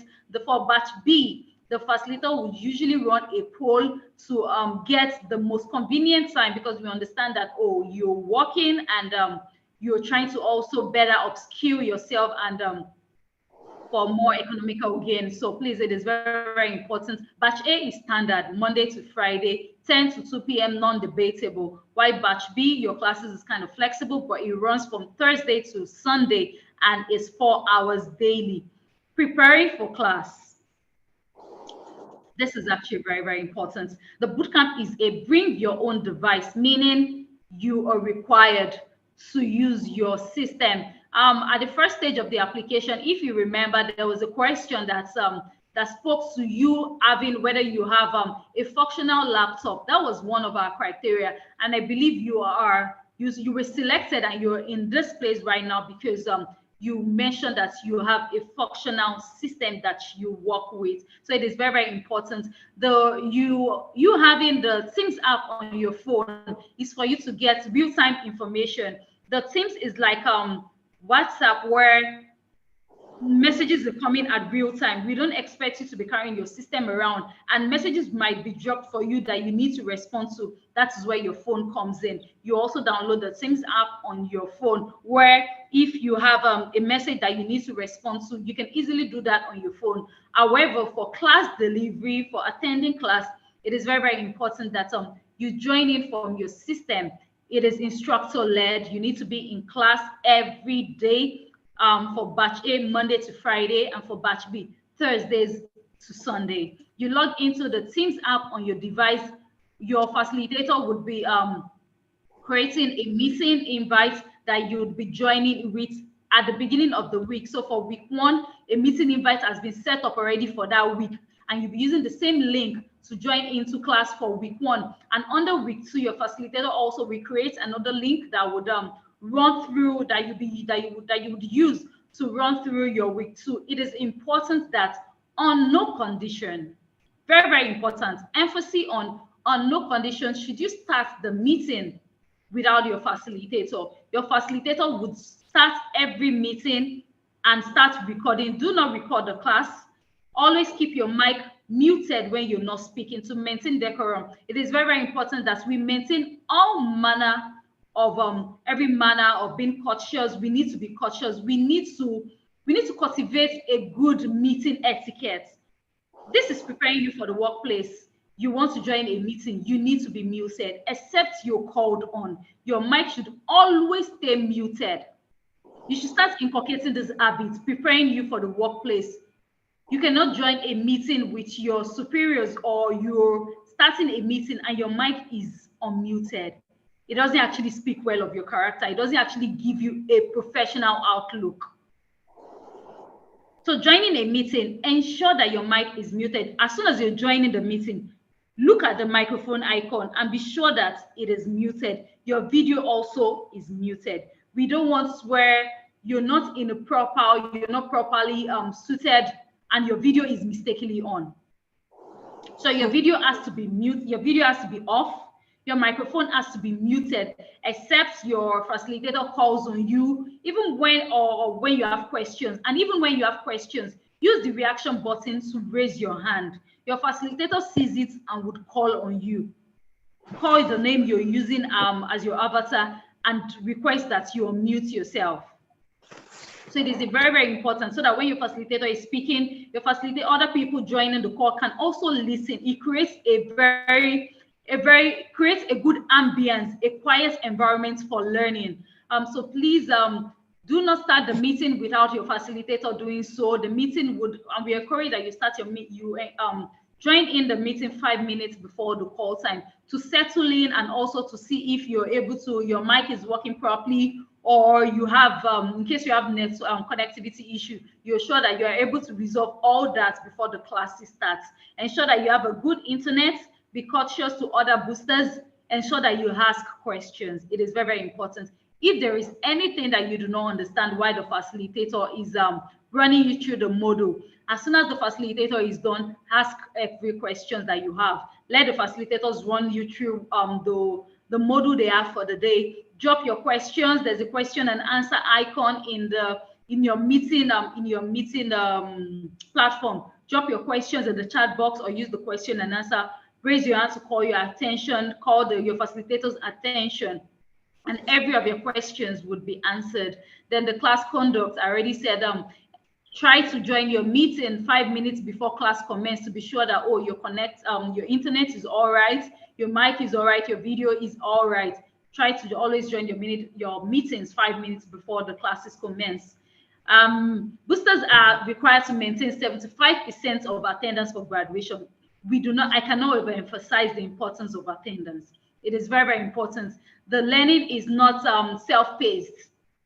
It is instructor-led, meaning your facilitator would always be in class for the duration of the training, and we ensure that the boosters also are in class. Your facilitator cannot come to class teaching and nobody is there. So we need you to attend your classes. We know that, on days, there are some instances where it's beyond your power that you cannot join the class. We require that you send an email 4 hours before your classes commence to notify us of your absence. That is, if you have to be unavoidably absent from your class. Please, it is very, very important. If you have attendance rating below 40, you would be withdrawn from the program. For you to graduate, you need your 75% of attendance.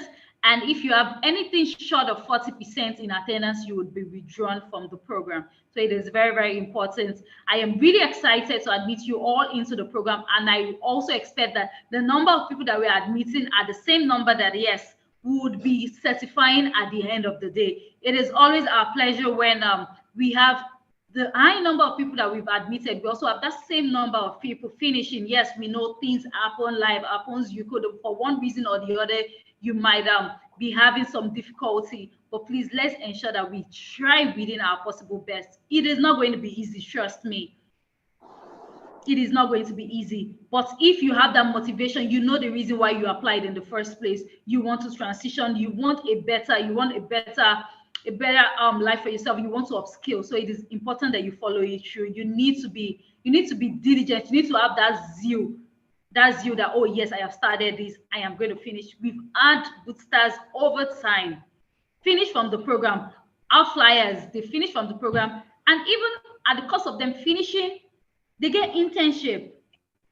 If they can do it, trust me, you can do it too. It's just your determination, that zeal that, oh yes, I am going to do it. We've had people getting scholarships to advance in their program. Bootcamp is not the end point. When you finish the bootcamp, our fellowship once is out, the next one is out.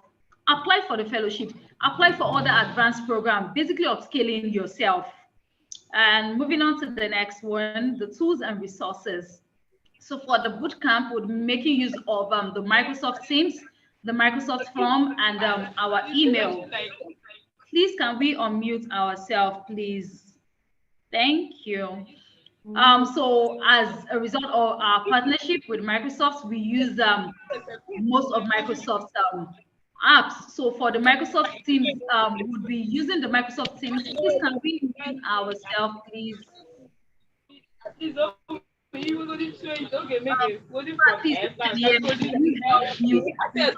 Or basically just remove. Thank you.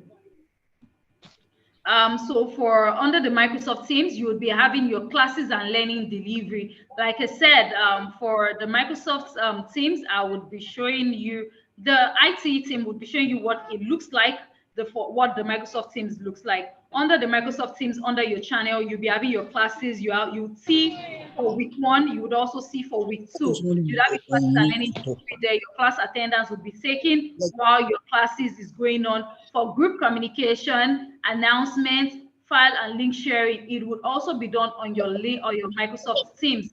And for your quizzes and tests, we'll be making use of the Microsoft forms for your quizzes and your tests, for your endline survey. I know for the application that you did for your first application, it was done on the Microsoft form. Also the baseline for your quizzes and your tests and your endline survey it would also be done on Microsoft Form.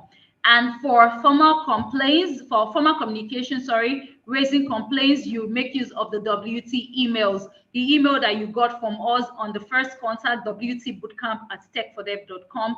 That is the email that you'll be using for formal communication and also for raising complaints.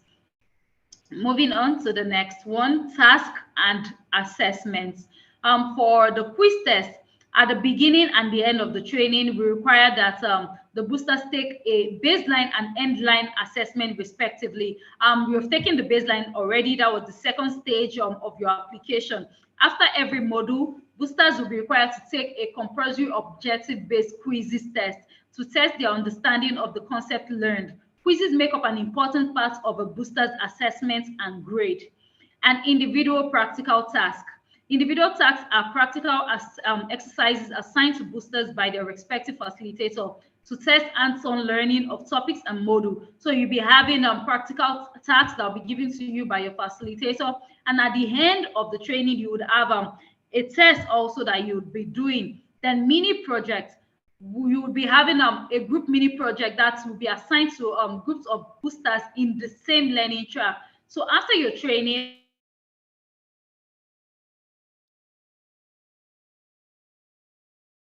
A and batch B, let's say you chose the cybersecurity learning track. So batch A of you would all be grouped in the same learning track to work on a particular project to test your testing your knowledge and ability to collaborate. That would be work done, and you would have a demo day where you would choose a representative assistant that would speak for you during the demo day. The demo day timeline was already shared with you at the last email that was sent to you, so you know when your demo day is going to be holding, where your soft skill training is going to be holding, and when your update meeting also will be holding. Would have an update meeting with you first week after that. After the first week of your training, we'll be holding an update meeting with you, just basically getting a feel as to how classes has been so far. If you have any if you would have any bottleneck that you'd like to share with us, or anything that stood out for you after your first week of training. Then moving on to the grading system. Your assessment would weigh 50%. Your mini project is going to be 30%. So you know that it is very, very important that you take part in your mini project. This 30, sorry, I don't know who is muted. Please, can you mute yourself, please? Thank you. Usman, please, can you help me look out for those that are muting yourself, please? Yeah, I'm handling that. You can proceed. Thank you. Thank you very much. So for the assessment, 50%. So you're required to take every assessment as given to you by your facilitator. Then for your mini project, if you do not take part in a mini project, even if you did all of your assessments, you had your full attendance. But if you do not take part in the mini project, you're going to be forfeiting 30 marks. So it is important. These are what makes up the 100% of you, what you're going to be that would be used as the criteria for giving you a certificate. You would need your attendance, you would need your assessments, every of your assessment being complete, and your group projects. Then the general conduct. Communication with students and programs personnel should only be on programs communication platform, that is email and Teams platform, Microsoft Teams, no WhatsApp platform. I can see people already dropping their phone numbers, which I already advised against, if not for anything, for security reasons. Please do not share your email, your WhatsApp. You can share your email address, you can share your social media platform. However, during the course of this training, programs and students, every communication is via email and the Microsoft Teams. There is no WhatsApp. WhatsApp, it's not allowed during the course of the training. There is a community that will be inducted into, so not to worry. Even after the training, you will still maintain communication with your fellow boosters. You would also even be open to more people, more like minds under the learning track you've chosen in the community. The second point would be, it is very, very important that boosters always maintain a high level of tolerance. You'll be having people join in from different part of the world, people with different temperaments, people with different ideology, different from yours. So you need to maintain a high level of tolerance, even when it's not convenient for you, even when, oh yes, someone or a particular person is getting on your nerves, or while class is going on, someone is asking too much questions. Please allow them. Let the facilitator undo. We don't want you using unfiltered kind of language in classes. Please, it is very, very important that we maintain high level of tolerance. Boosters that are reported to have behavioral misconduct, a maximum of 5 times would be withdrawn from the program. So please, if you have any issues with any boosters, sync with your facilitator, sync with us, let us know the issues you're going through. Do not take matters into your hand. Don't be disrespectful in class. Maintain a high level of tolerance to one another. To resolve issues related to classroom, assignments, email difficulty, contact us via Teams or email wtbootcamp@techfordev.com. You can send a message to us on Teams. The Teams platform, you can just search out for my name, search for your facilitator by name, you would see them, and you can send us a message on Teams. The Teams platform, you can send a private message on Teams. Also, you can send an email to wtbootcamp@techfordev.com for class-related issues, assignments, email difficulties. Excuse me. You can contact us. Boosters, I will also be reiterating this. Boosters with less than 75% accumulative performance would not receive certificates of completion. It is very, very important that we do this. It is very, very important that we take notes of everything that I've outlined. Before I move on to the day, so that is that on the program expectation. I will just be running us very briefly through the timetable, just a minute.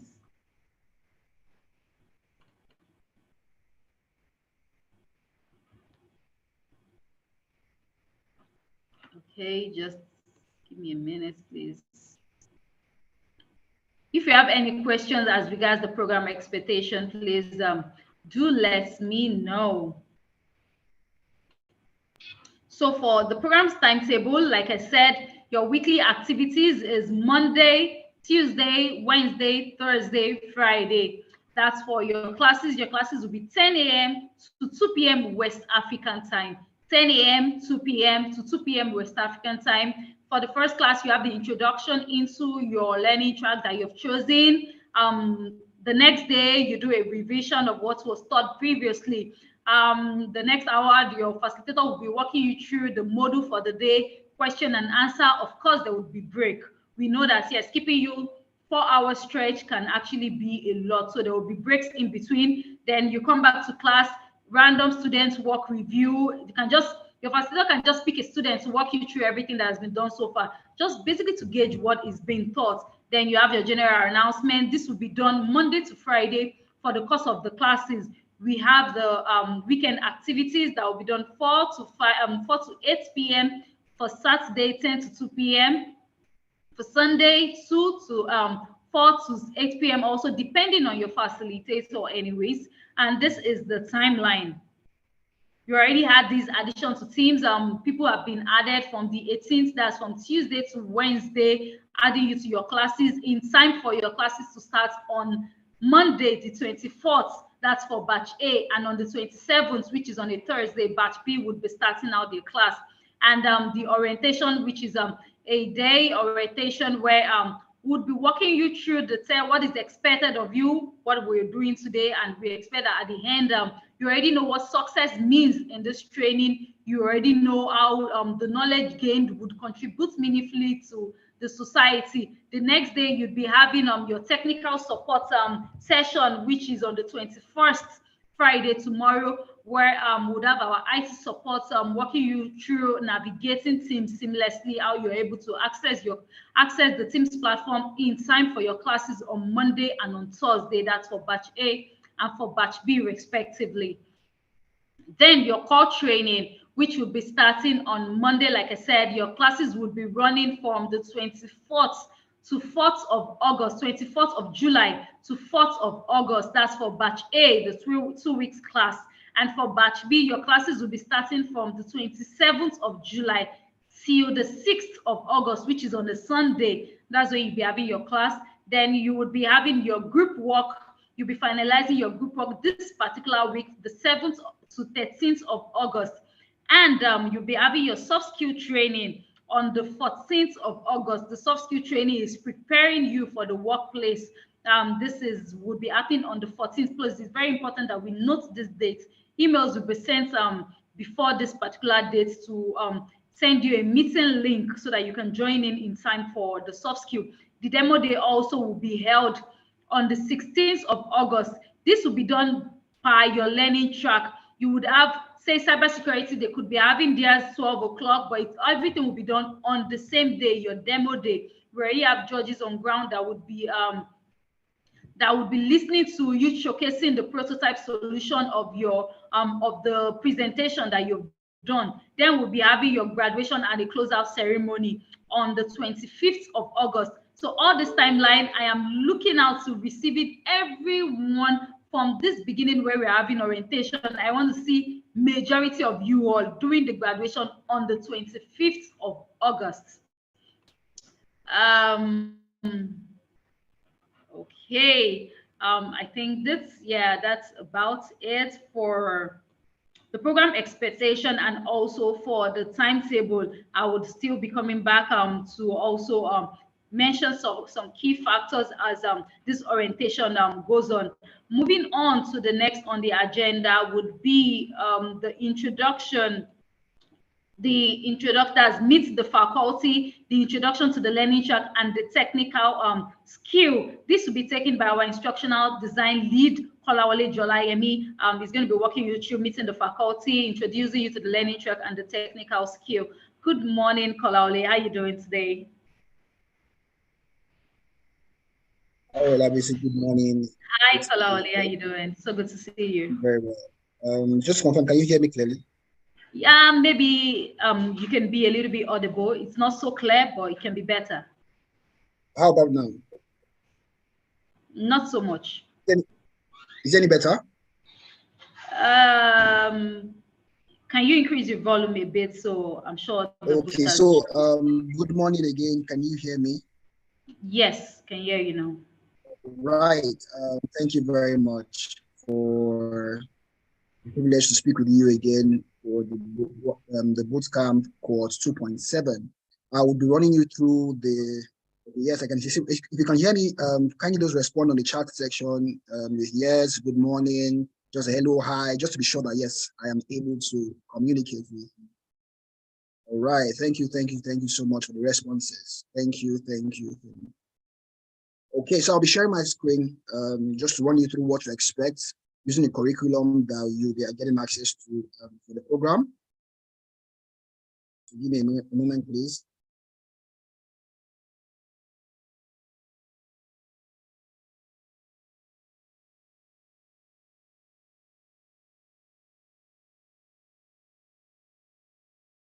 Please let me know once you can see my screen. Yes, you can see the screen. Okay. Thank you so much. All right.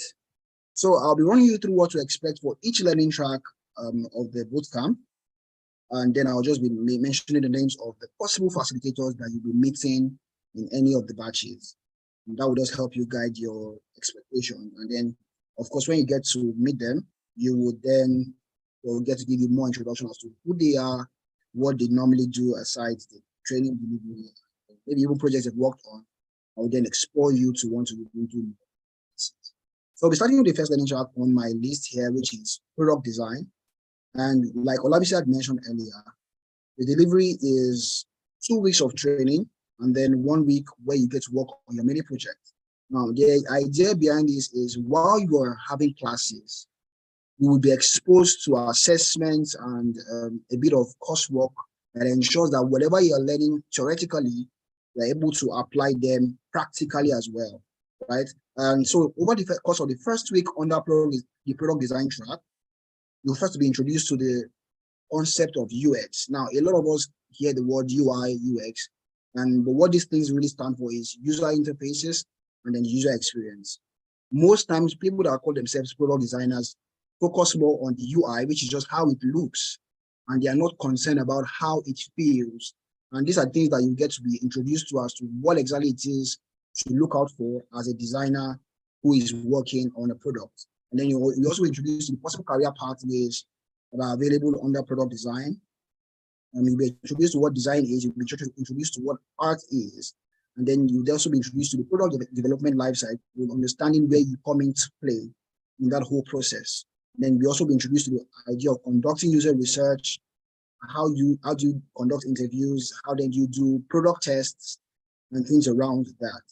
Then you also be introduced to the user experience framework, which is the user-centered design, design thinking, and then the 5 elements of design, and then the core stages of the design thinking process. All of these things are some of the things you should be looking out for, looking forward to engaging in during the course of the first week of your product design class. Now, when you're done with that first week, we expect that you would know how who the user is, and then you know what they do, you know what the product designer does, you know how they act, you know what the questions that you strive to answer in this module, as we'll be diving deep into the techniques and the research techniques and the methodologies for product design. And then when you're done with all of these introductory parts, you then get into the real crux of the matter, which is actually then trying to convert the information you've gathered into design, actual design, prototypes and wireframes and things around that. What you're going to be doing on the second week of your product design track. Now you'll be introduced to the use of Figma, talking about how to work. Right. So I understand that. So I think I'll just reiterate what Labis had mentioned, which is please pay attention to your screen. If you're not speaking, ensure that your mic is muted, please, so that we don't have a very rowdy session. Okay, so I'll move on. So I said on the second week of your product design class, or the product design track, you'll be introduced to the use of Figma, which is a product design tool that helps you with things around grid systems, how to create auto layouts, how to work with components, and then even get into wireframes and then prototyping, being able to create designs that you can actually engage with to see the functionality of your design. And then talk about how it converts to web design, and then you get to work on a case study that helps you to understand all the things you've been taught as a mini project.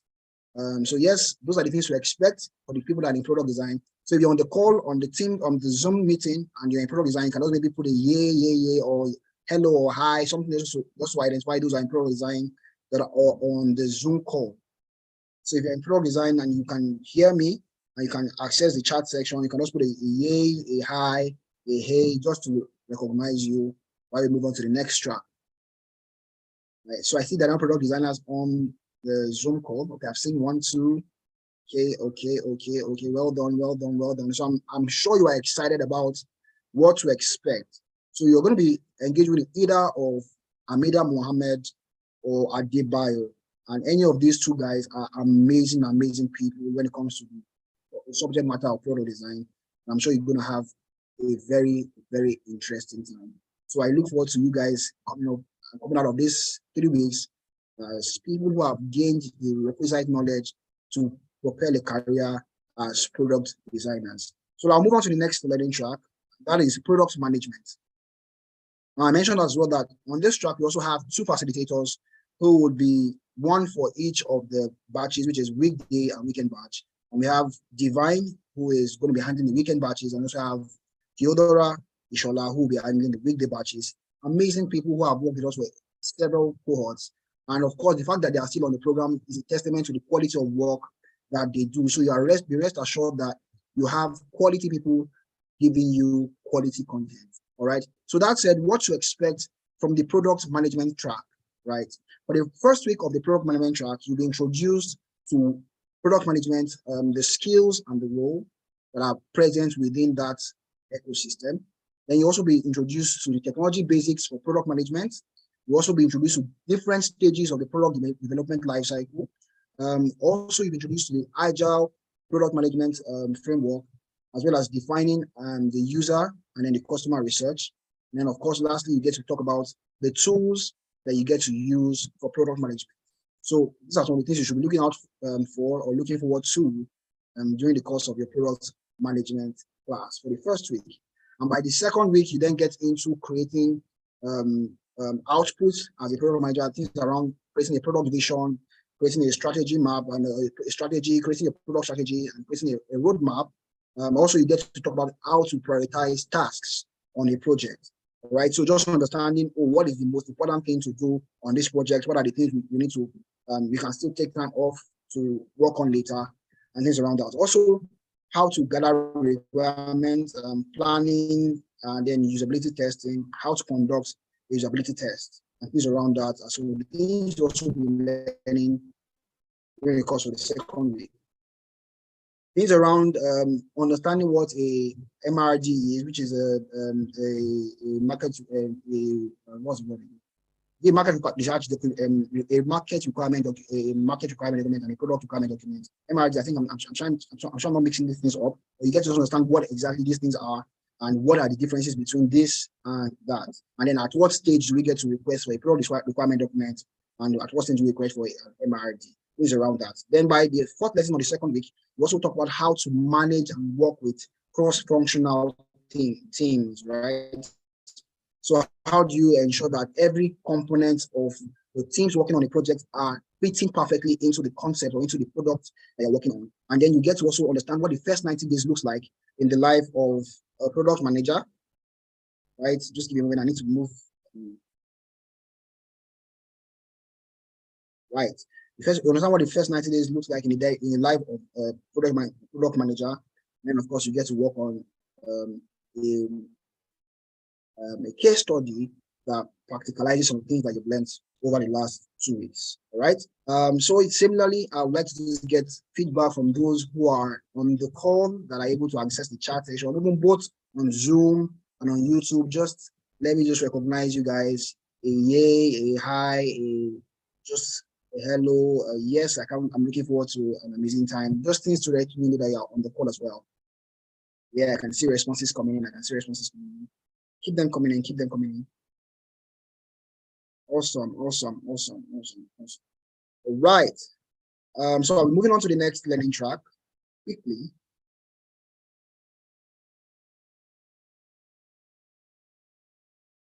And that is data analysis, right?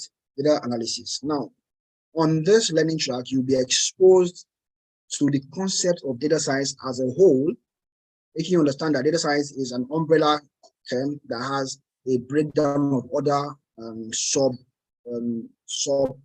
career pathways underneath it. So what exactly is data science? What is the need for data science?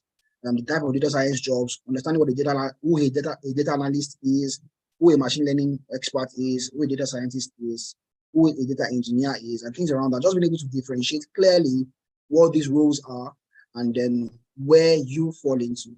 And then, of course, you then talk about the methods for data analysis, where you talk about problem identification, about data wrangling, about EDA, which is exploratory data analysis, about preprocessing and how to train data, talk about data modeling, and then you talk about the documentation of all of these processes. And all of this will happen during the course of the first week.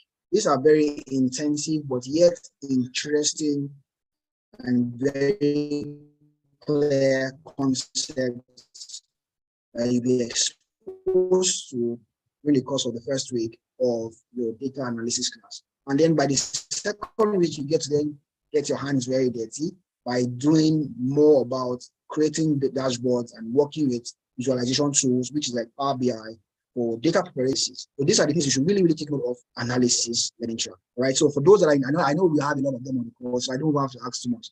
If you're in the data analysis learning track, can you just indicate? Yes, I can see responses coming in. And yes, just to confirm to you that you'll be having 3 facilitators for this track, because of course, you usually have like the largest number of students in the data analysis track. And then we have 1 facilitator for the weekday batch, and then 2 for the weekend batches. And then you have Samuel, who will be taking the weekday batch, and then we have Clifford from Ghana and Essay, who is from Nigeria, handling the weekend batches. So please look forward to an amazing time with any of these. Like I mentioned earlier, you'll be getting to hear from them as to who they really are, what they do, and how best to maximize your time engaging with them. So please take advantage of this opportunity. Make the most of the chance you have to learn as much as possible. Just make the best use of the time you have on this, right? So we have 2 learning tracks to go, and I'm sure that a number of people are like, okay, what is my own learning track? What is going on? What am I expecting? I'll be running through that quickly. For the next learning track, we have software development, which is more focused on the web development bit of things, and just introducing you to the concepts, the tools, and then making apply this knowledge into creating usable platforms and interfaces that you can go ahead to then host. So what you'll be learning from the first week in the software track is an introduction to HTML and CSS. Now, some people that have maybe done some bit of self-paced learning and things around that might look like, oh, these are very basic. Yes, the idea is to bring you from 0 all the way up to a point where you're able to then find a pathway that you can follow all the way to becoming a very professional software developer. So yes, we'll be introducing the HTML, which is like the framework for creating structures for web pages. Then of course CSS, which is used to create aesthetics of some sort, adding colors, adding life to your web pages. Of course, we introduce also to JavaScript, talking about the data types, variable declaration and assignments, talking about conditional statements and for loops and while loops and functions. These are a number of things that right now might seem alien to you, but I'm sure that when you get on the program, you will be able to then speak to these things, not from the point of view of I've heard about them, but from a point of view of I actually know this, right? So I'm sure that you should be looking forward to a very exciting time during the first week of your software development process. Now, by the second week, we then get to go deeper into these tools we've introduced in the first week, where you then get to then create things around things using HTML, CSS, and then even create some form of interactivity or your work on a mini project. Please just confirm that you can still hear me on the chat, maybe Olabisi or Usman, and just confirm that you can still hear me clearly. Yes, we can.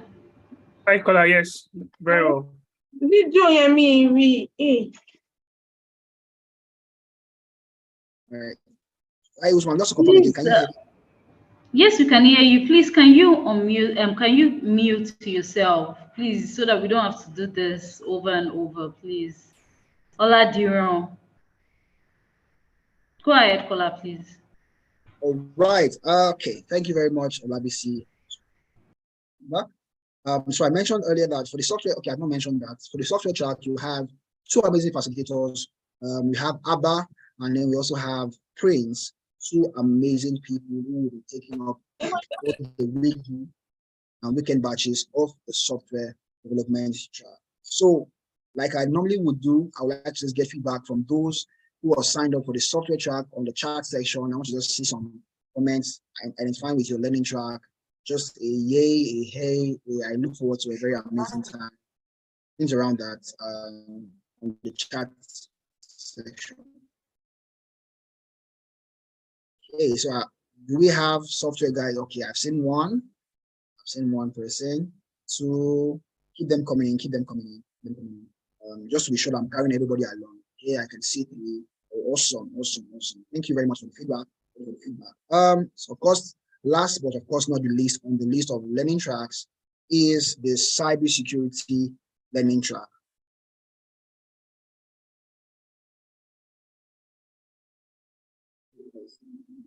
Moment, please.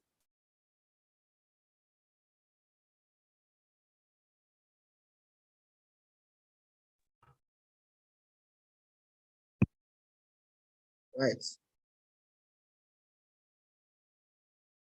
So I missed that earlier. So yes, cybersecurity learning track. Now for the cybersecurity learning track, you'll be introduced to the background of what cybersecurity is.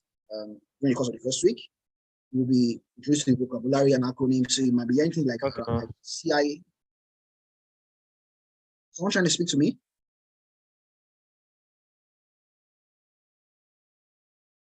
Hi, Kola. No, you can go ahead. All right, let me just reiterate what the want to make before. Please, if you are not communicating to any member of the team your speech. Turn off your mics. It is the button that you see on the first part of that panel. Ensure that there's a cross line over the mute mic button. That is the way to turn off the mic, just in case you don't know. Right, so please mute your mics when in fact, you're not even having to speak. If you want to speak, you can use the chat section. Please mute your mic with the mic button, ensuring that it is cancelled out. And do not turn it on unless you are asked to do so. Please, so that we don't have to then take actions of maybe taking you off the call. So I believe that we are comply to these rules. All right, let's move on. So I said for the cybersecurity track, during the course of the first week, you'll be introduced to the background of what cybersecurity is, the vocabulary, things around what is CIA. Now, you might have heard CIA triad, or you might not have heard about it. You'll be introduced to what a CIA triad is: confidentiality, integrity, availability, things around those things. And then, of course, you're introduced to what the threats are, the kinds of threats that you have, the sources of the threats, and then the best practices for mitigating these threats or defense against such threats. All right.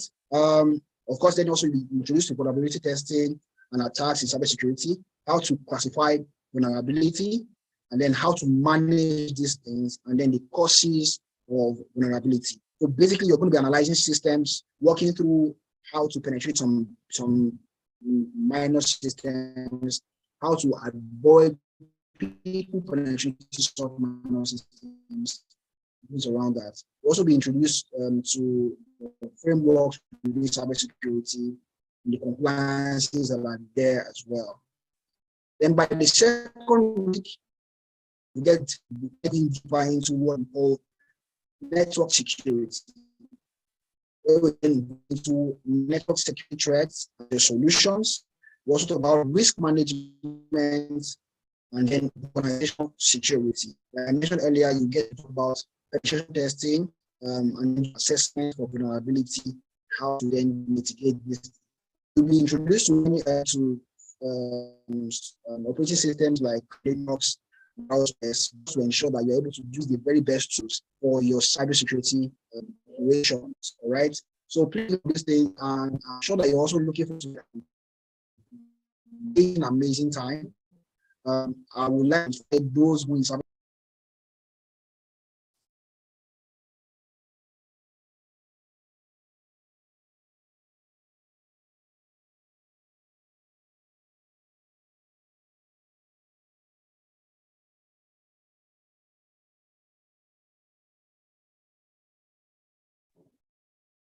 Can't hear again. No.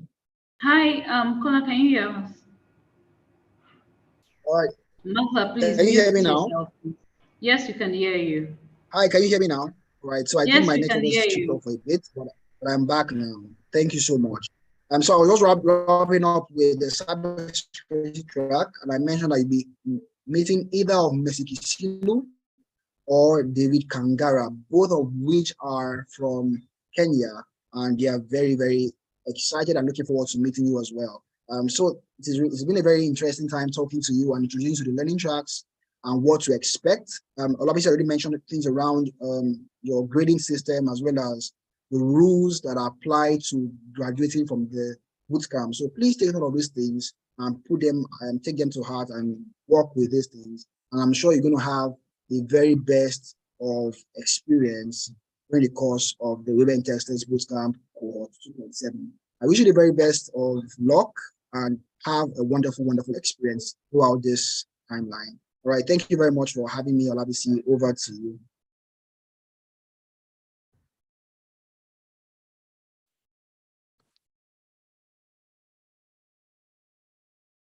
Hi, Olabisi, can you hear me? Yes, I can hear you. Thank you very much, Kola, for that. So I hope you all are able to get an insight into what your facilitator looks like, what their name is, where they're coming from, and also your learning track that you have chosen. So moving on very quickly to the next part, which is very, very important.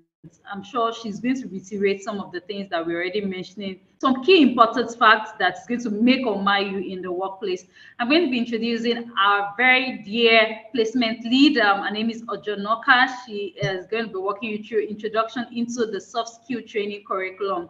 Good afternoon, Noka. How are you doing today? Good. Hi, Olabisi. Good afternoon. Thanks for having me today. Hi, everyone. Hi, ladies. How you doing? My name is Ojonoka, like Olabisi earlier introduced. I'm the placement lead at Tech for Dev, and I'm so excited to be talking to you today.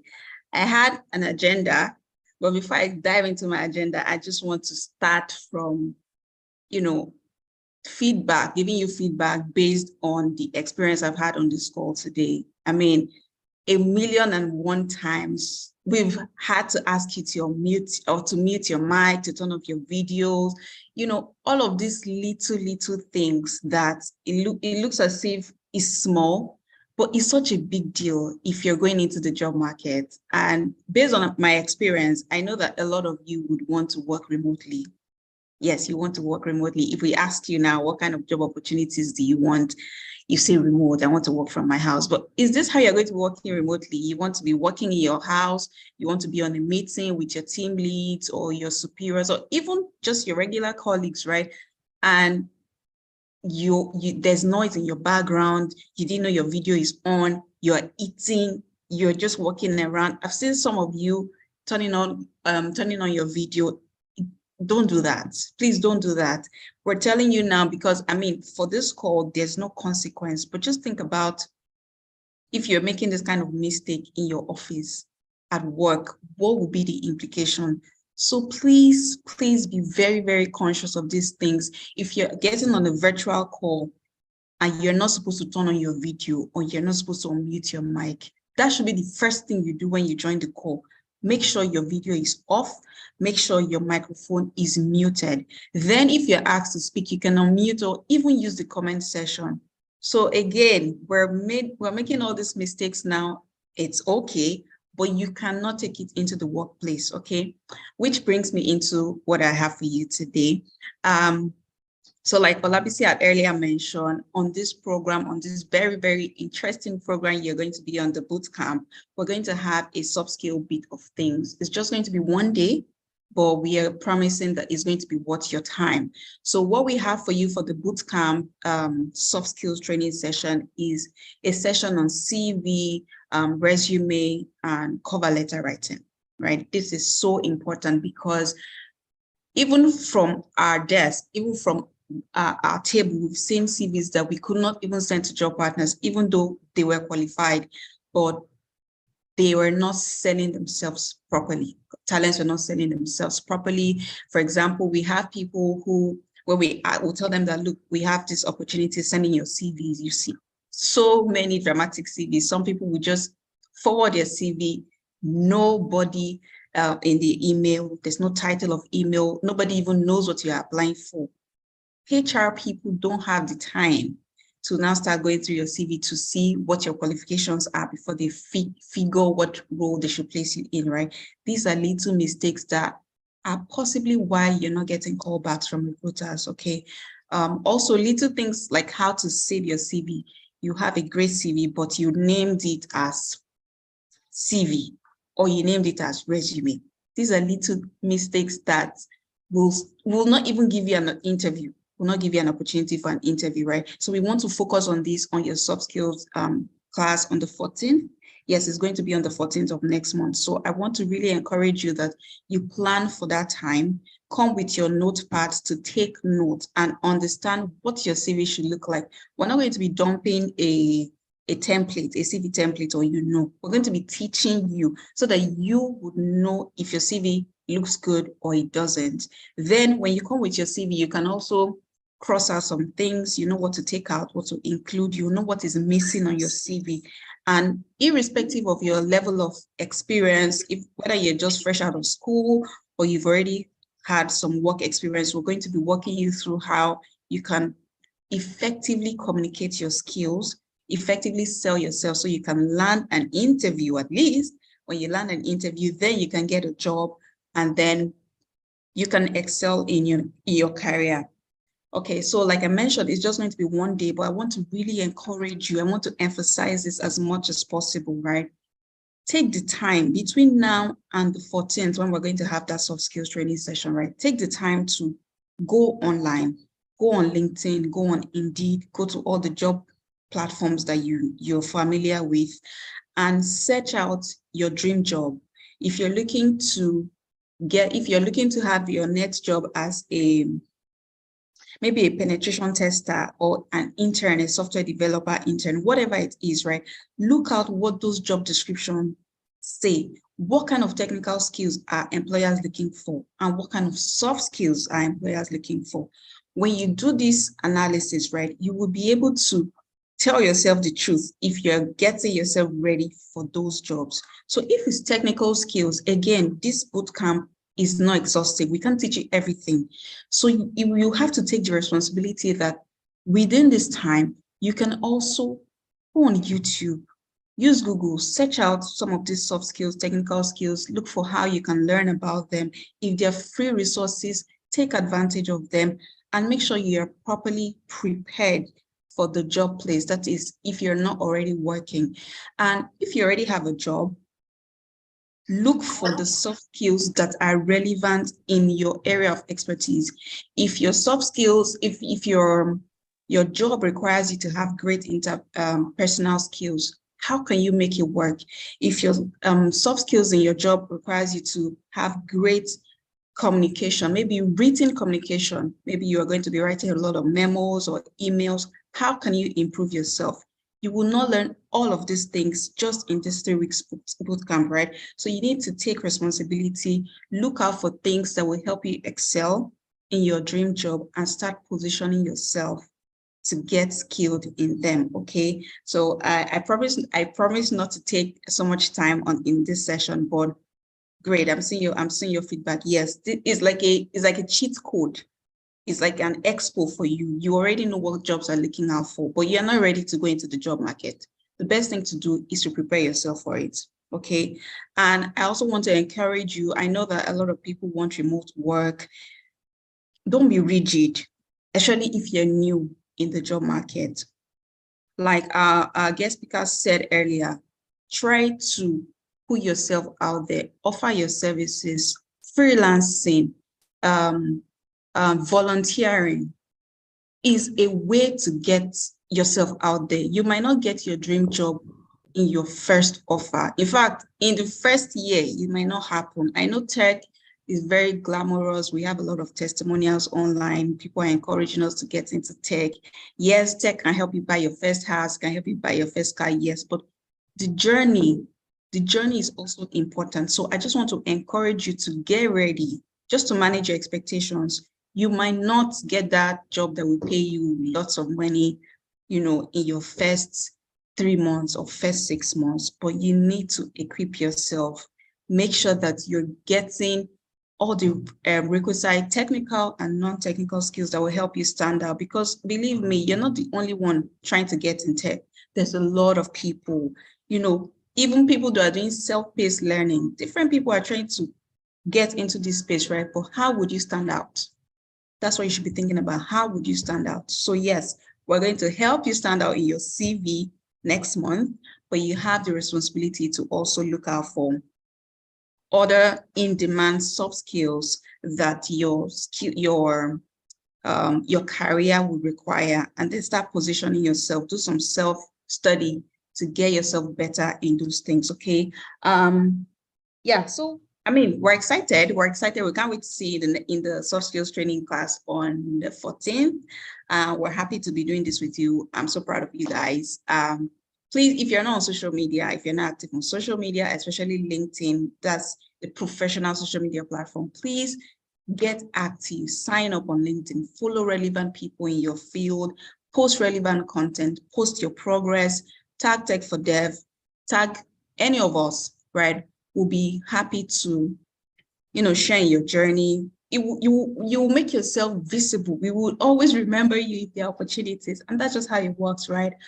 So do that for yourself. Let people know what you're all about. If you're active on your WhatsApp status, let it not only be about food or your dress, what you're wearing today. Let your contacts, let your network know that you're in a boot camp, you're learning the skill, you're available to take freelancing opportunities, you're available to volunteer, right? Please, please, please remember to do that. I think that's all my time on this session. I'm so excited. We can't wait to see you in class. Please, when you're coming for the soft skill training, we'll send you an email, of course, just to get you prepared. But please come ready to learn. Come with your notepads. And like I said, we're not going to dump any template on you. It's going to be a practical session, okay? Thank you so much and have a fantastic session in class. Bye. Thanks, Olabisi. Thank you so much, Ojonoka. I'm sure they're looking forward already to the session. Please, Ojonoka, do drop your LinkedIn profile in the comment section so that they can actually follow you. They're already asking for your social media, your LinkedIn profile, so that they can follow you. I can see some people already following Tech for Dev. We'll be having a social media activity where we'll be dropping our social media handles, that's for Tech for Dev, so that you can actually follow them. I know, yes, it's been an exciting session. We've had, we're really grateful that you stayed true and you're learning one or two things. So I will be moving on to the next on the agenda, which is the Alumni Committee. I can see already people dropping their LinkedIn profile, their phone numbers. They can't wait to connect with like minds in this cohort. But outside of this cohort, you'll be getting a bigger picture into what the alumni community looks like, which will be introduced to you by our community associate at Tech for Dev. The person of Paul Andrew is already on the call, so I'll be calling on him now so that he can take this this particular session on introducing you to the alumni committee. Good afternoon, Paul. How are you doing today? I'm fine. Hi, Olabisi. How are you doing today? I'm very well, thank you. Awesome. So congratulations to all the ladies on Zoom, all the ladies on YouTube. I was following up on YouTube earlier, and then I decided to switch over to Zoom somewhere along the conversation. It's been a great day. I see that a lot of you are excited, and I'm happy that you are here. It's always good to remember, where you are coming from and how you are here, how you've gotten here already. You've gone through a process of application, and I do hope you realize that quite a lot of people wanted to be where you are, but they are not opportune to be where you are. So you must go beyond the excitement. Of course, it's great to be excited, but you must channel that excitement, to ensure that you get the very best. I listened to Kola, and I saw through the comment section after Kola read through the curriculum, people were like, wow, I'm going to really give myself to this. That's the kind of response we're looking forward to, actually. So I'm excited to see that a lot of people see how loaded the curriculum is, and they're looking forward to give their best to this session already. I also listened to my colleague, Ojonoka. I listened to Noka, just walk you through the opportunity that the soft skill training session have for you.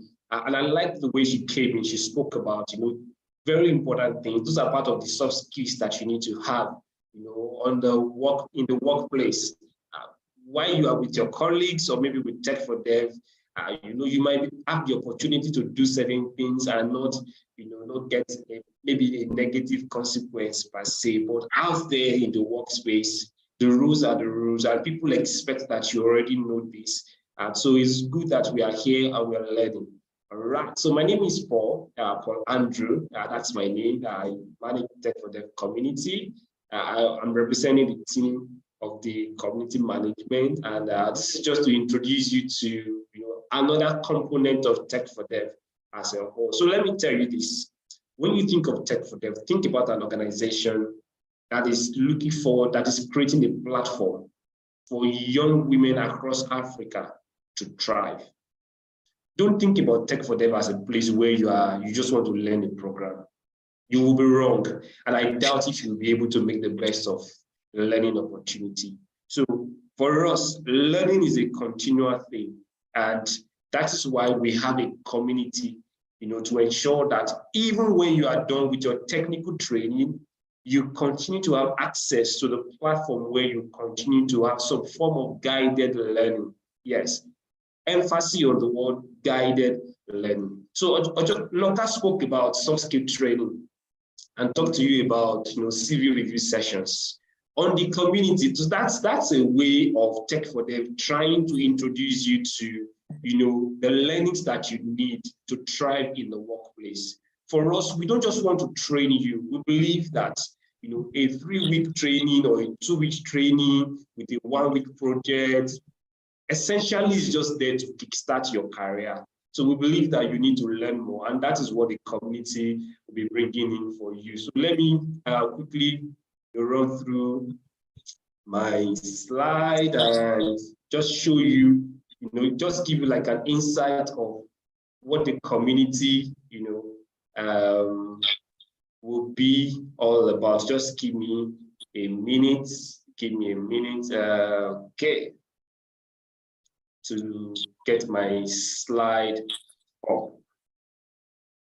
Right. This should be up. I don't know why it isn't. Okay, so for the community is a platform where Tech for Dev has created, to be able to bring in women from across all the African countries where we currently have our talents, and give them a platform where everybody can belong. Please, Olabisi, can you confirm that you can see my slide? Yes, I can see your slide. Excellent, thank you very much.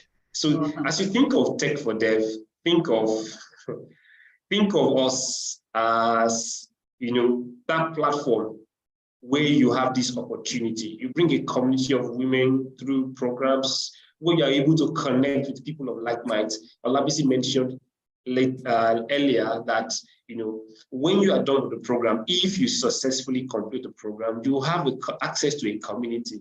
Not where anybody is spoon feeding you actually, but where you are able to, if you have a challenge in your work, you have a challenge with using a particular tool, you can ask on the community group.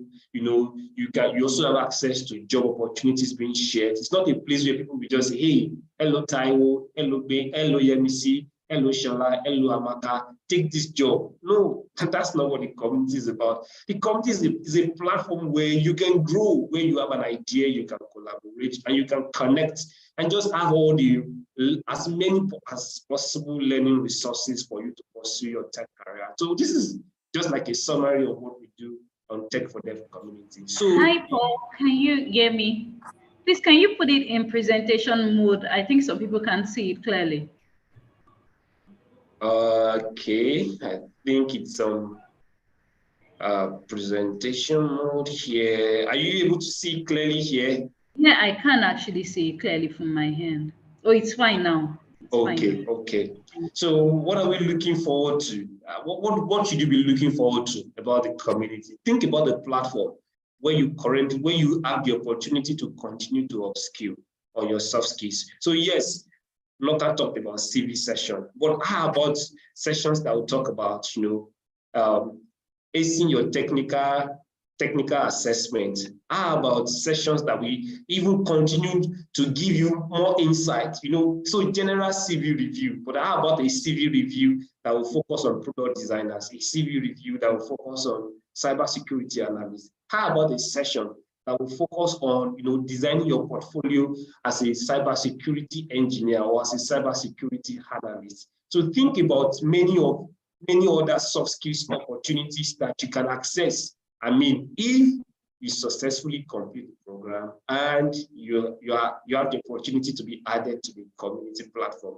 How about updates on job opportunities? From time to time, we share job opportunities. By the way, from time to time, you also have access to job opportunities being shared by your colleagues.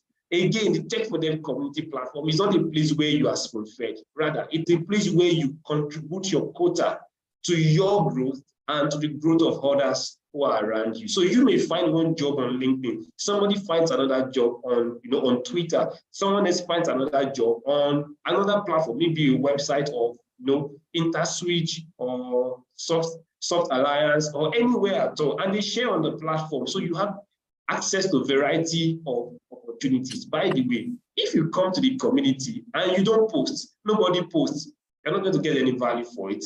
So again, you are learning about, maybe in data science, now you're learning about Excel, you are learning about Power BI. When you come on the community, the training continues, the learning continues. It could be access to webinars that focus on maybe SQL or some other tools that you might be able to learn. In terms of what we still continue to offer, you also have the platform for peer learning. So maybe someone needs an accountability partner, you are able to form an accountability partner with another alumni on the platform, and then you are learning, oh, I just discovered this material on cybersecurity. Can we learn together? And then you design a learning model, you design the timetable, and you're working together. Everybody on the platform doesn't see that, but you are working in the secret so that you have the opportunity to make the best of job opportunities that will come your way. And of course, you have updates on career opportunities. It could be about a scholarship, it could be about an hackathon, it could be about events where you connect with people, the opportunities are almost limitless. So when you think of Tech for Dev community, think of a place where you continue to have access to value. From the beginning of this program till as long as you stay on in our community. For us at Tech for Dev, when we think about any program, we're thinking about value. So you look at the curriculum you'll be learning in 2 weeks, not 2 months. In 2 weeks, you can imagine how intense your learning will be. For us, that's about value because we are an organization that cares about value addition. So all I need to tell you now is make the best of your learning. Don't miss attendance. Don't play around. Don't play around. This is not one of those boot camps. This is Tech for Dev Bootcamp. You have an opportunity staring right at you. Well, I can only hope that you make the best of it. There's so much more I can tell you. There's so much more you could learn. But this is not the time to learn all of those. This is just time for you to just have an idea that when you are done, this is just the beginning, and there's a whole lot more to this. The journey is long, and we would like as an organization to go along with you on that journey. As I wrap up, I'll say this, your journey has now begun, or perhaps is about to begin. Please make the best of it. When you come to Tech for Dev community, you will find people who studied German language, but are now into cybersecurity. You will find people who studied law in school, but are now into data science. You will find people who did, economics in school, but are now software developers. You will find people who are even students, but have earned their skills, and they also have their own side gig jobs. That's what you will find. Please note, it doesn't mean that all of those things come cheaply. It means that those persons took their journey serious. They gave it their best. They continue to give it their best. And the sky is the beginning. So please make the best of your learning. I'll see you at the induction to the community if and when you have successfully completed your program. My name remains Paul Andrew, and I'm excited to be with you today. Please have a great time as you continue the orientation session. Thank you, Olabisi. Please, any question before I leave? Hey, thank you very much, Paul. So I would be, okay, let me just look at the chats, the comment section, to see if we have questions.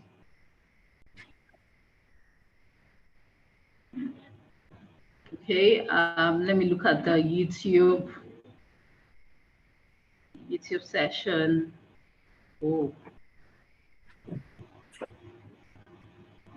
Okay.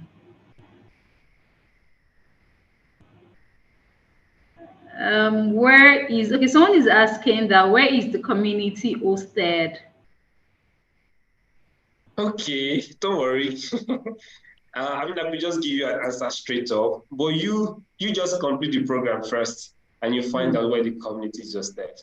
Be hosted. Sure that. Okay. Someone said, thank you so much. Your explanation was very detailed. Is there a Slack community for Techsters? I think Paul already answered that. When you get to the community, you would find that out for yourself. So not letting the cat out of the bag. When you get to that finishing line, which I expect you to, Folashade at the Shokwe, when you get to that finishing line, you would have you have the answers to your questions already. Let me see if we have more questions before we move on to the next one. Someone saying thank you, Paul. Okay. Let me see.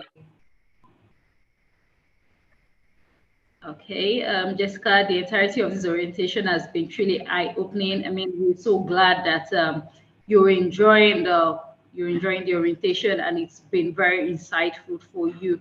Okay, so in the absence of no questions, we'll just be moving on to the next bit, which is introduction to teams. Oh, I mean, this part is so because we understand that this is going to be a whole lot, which is why we have the second day, which is going to be tomorrow, where our IT support lead and his team will be walking you through how to navigate teams. Basically, all the questions that I've been seeing has been, oh, I've not been able to access teams. I'm sure Godwin also has been reading a whole lot. He's already looking at it that, okay. He doesn't know where to start from. Any question I'm seeing on the call is basically, I can't find teams, I'm not able to access teams. He's going to be answering all of those questions today, and you would continue tomorrow as to how to navigate the platform. And I think, let me just answer a few questions I answered to Paul. Vivi's iPhone, please, can you mute yourself? Thank you very much. Kaisile too, please mute yourself. Thank you very much. Olu Showumi, please mute yourself. Thank you. Okay, so before I hand over to Godwin, I think questions that I've been seeing also. So after your first application, which is the application itself, before you got the first email from us congratulating you, you filled your learning track and you had a second shot at it, filling your baseline survey where you could choose the batch you want or the learning track you want. After choosing that, you had the first shot. We're giving you a second shot at choosing it again. After this baseline, you filling it in the baseline survey, there is no opportunity for you to switch your batch or your learning track. So whatever it is that you've chosen at the baseline survey is what you're going to be added into class with. Please, who has their mic on, please? Who has their mic on? Sophia.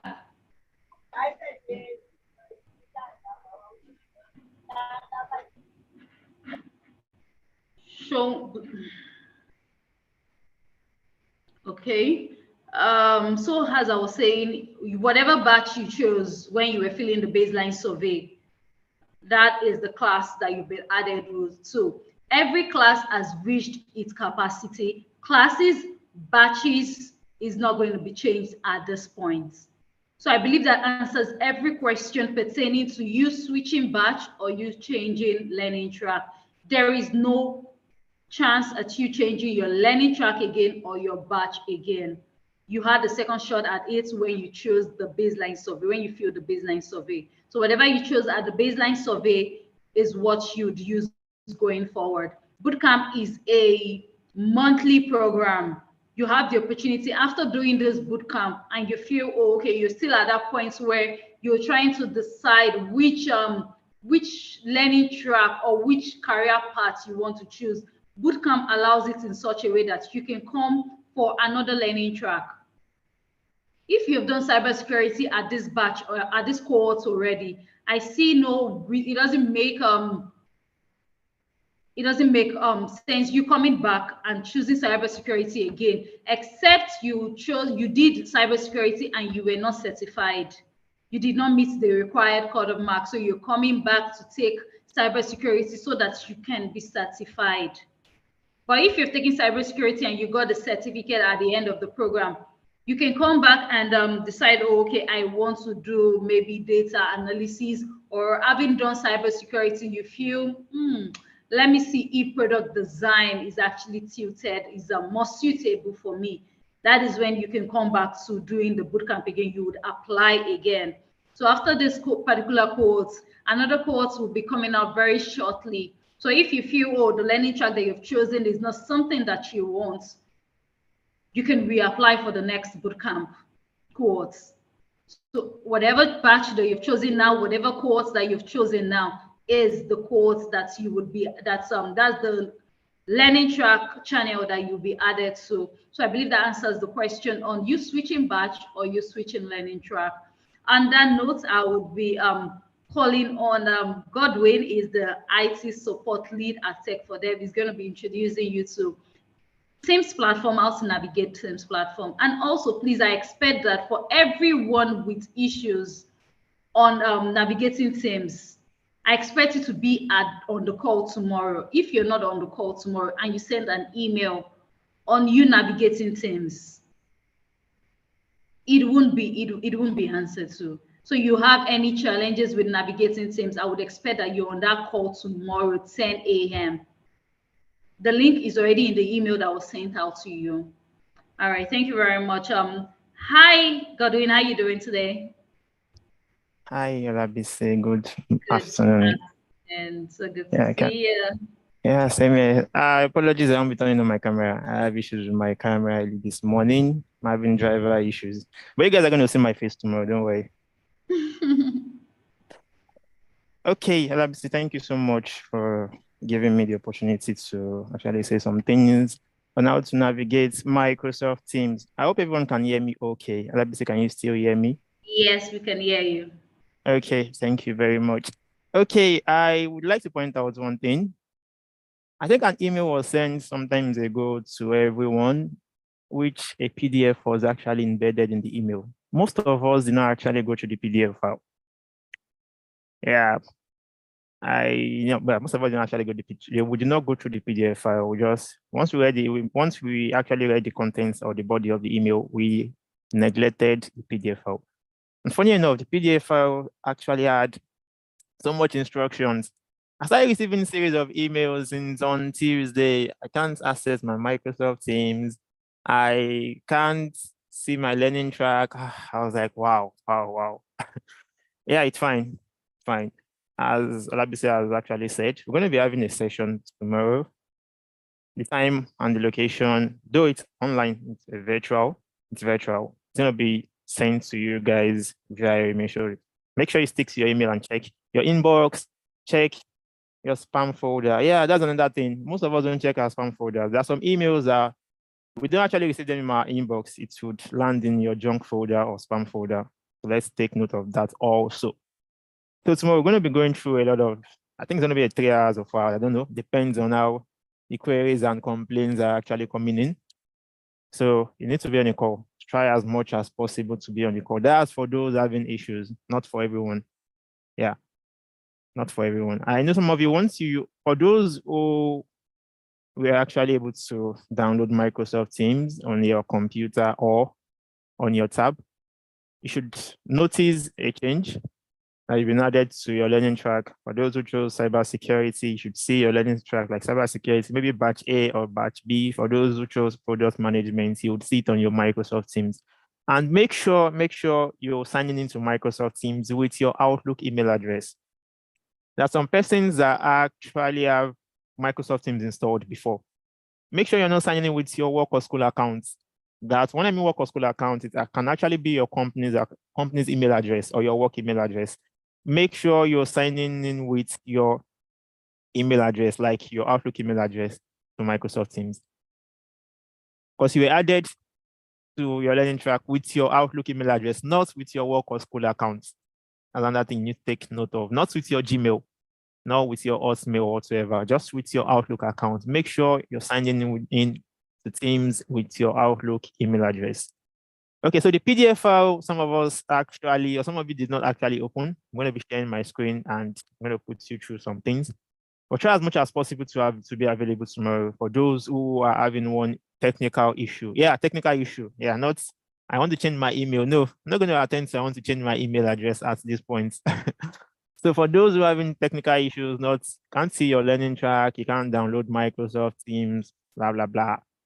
So tomorrow, by God's grace, we're going to be having a session, which I would be putting you guys through on how to navigate and also fix some issues. So I'm going to be on the call with my colleague Joseph Arim, so get prepared. It's going to be a batch by batch section. So if you're unable to join at a particular time, try again, or join at a different time. So I'm going to be sharing my screen right now. So let me just know if you can see my screen. One sec.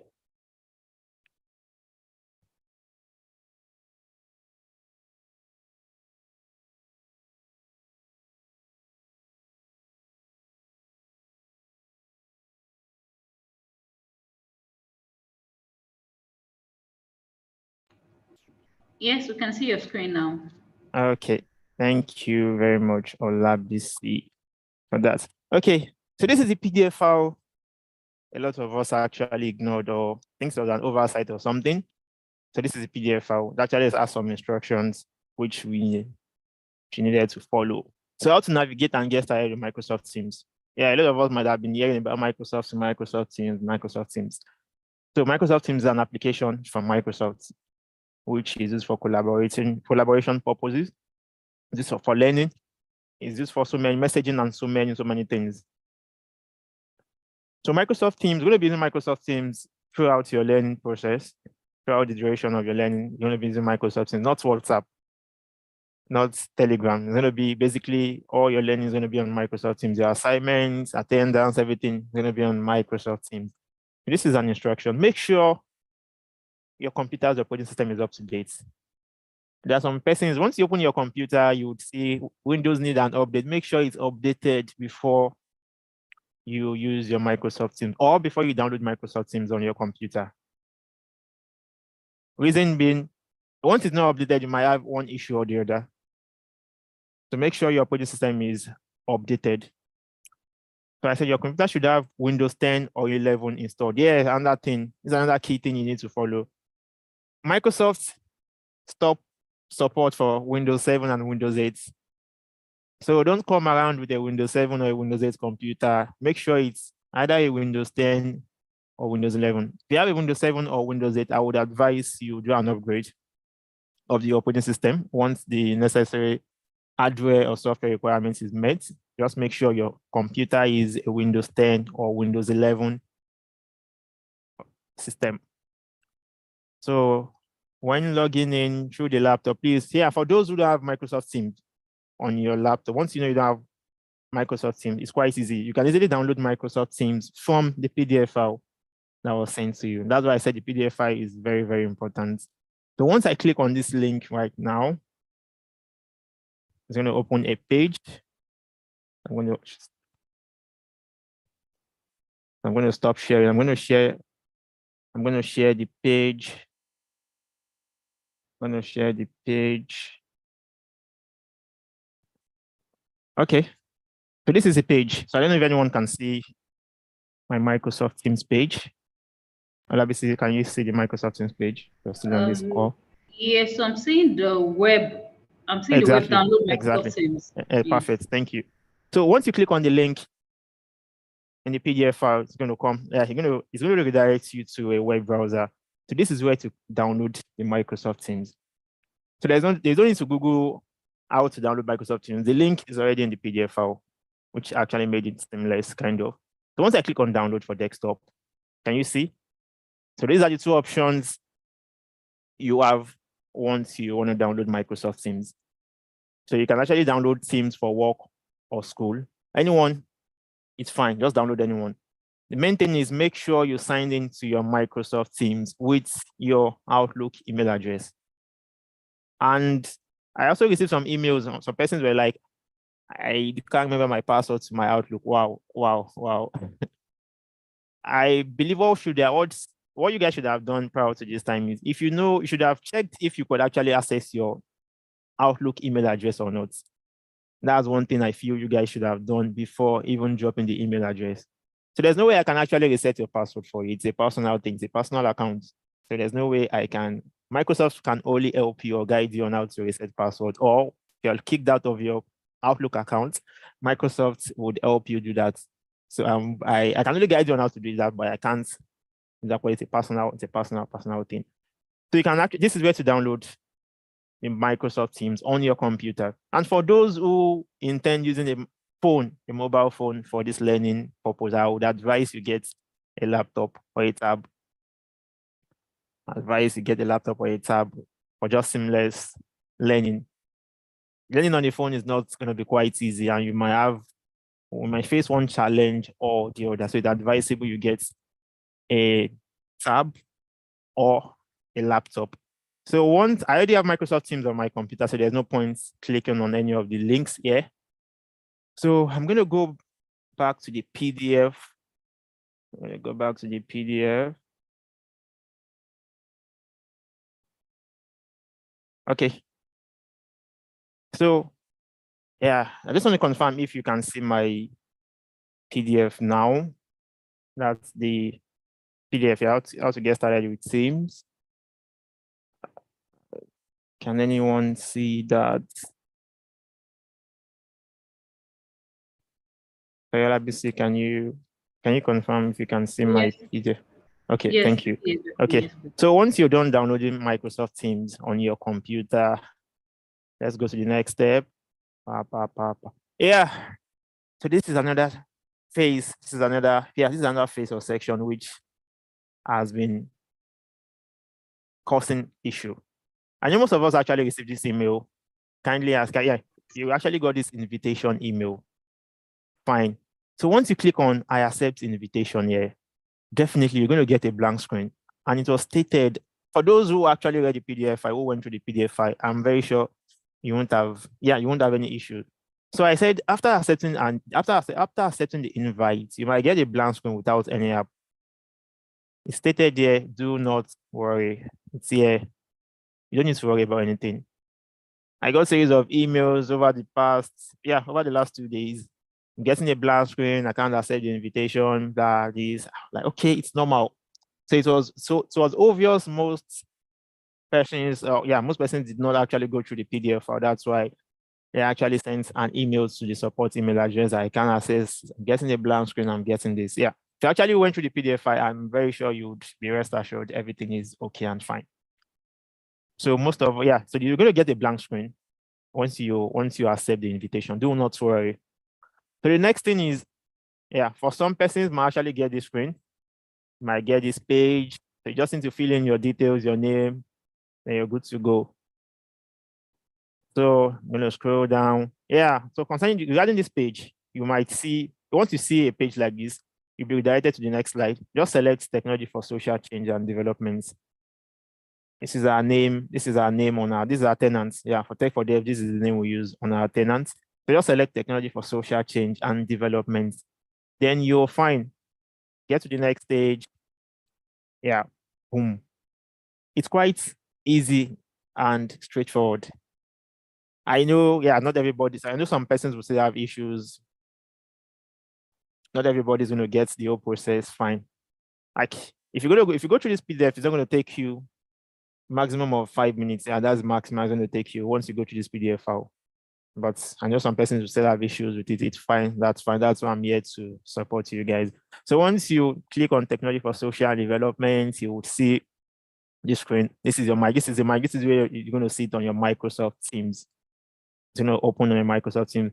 So I'm going to share a screen also. I'm going to show, I did a test. I'm going to share my screen right now. Share my screen. So you should get 2 emails in your inbox. Get 2 emails in your inbox. So this is my Outlook email address. So this is the way the first invite is going to look like. This is the way the first invite is going to look like. Once I click on accept invitation, so it's going to ask me to, click on accept. I'm sure this is what most of us actually received. This is what we went through. Can you see? I'm going to cancel this. So this is a blank screen most of us complain about. It's fine. Once you get to this step, just stop. It's fine. So this is the second email address. This is the second email you're going to get once you've been added to your team. So I was able to add this test account to I was able to add this test account to software development batch A. So that is why I actually got this email. So once I click on this, it's going to redirect me to my Microsoft Teams. Then it's going to appear on my Microsoft Teams, which is quite easy and straightforward. Yeah. The thing is, tomorrow Friday, yeah, for those having issues. So the section tomorrow is for those having issues. We need to connect on Zoom. I think it's going to be on Zoom or Google Meet. I don't know. You guys will get the email. Just make sure you check your inbox and your junk folder tomorrow. For those having issues, do not panic. Your issues, everything would be resolved by tomorrow. Just try as much as possible to be available in tomorrow's meeting. So that's that from me regarding Microsoft Teams, introduction to Microsoft Teams, navigating Microsoft Teams. You're going to see my face tomorrow. We're going to fix everything tomorrow on the call. So that'll be all from my hand. So over to you, Olabisi. Okay, thank you very much, Godwin. So I'm just going to briefly look at the comment section to see if there are any questions, then we'll move on to the next one. But believe me, every of your questions is going to be answered tomorrow. So please ensure that you are on the call tomorrow. You can use this same meeting link that we're using. You can use the same also for tomorrow. Let me just look at. Okay, yes, Oti Pamela says she actually used the PDF and it was very easy. So trust me, if you actually did use the PDF as mentioned, you would not have that problem. Just read the PDF, walk step by step with it, and it would be a piece of cake. Okay. So another thing, majority of people saying they didn't get the mail. We had a whole lot of people, or let me say 15% of those that we admitted, when we sent out the email, their email actually bounced. So if you're part of those people, kindly send an email to us so that we are sure, because a whole lot of people, let me not use the word a whole lot of people, out of the 2,192 that filled the baseline survey as them affirming their admission, some of the emails actually bounced, meaning your email was either incorrect, where you were supposed to have your .com, that's outlook.com, you had outlook, com.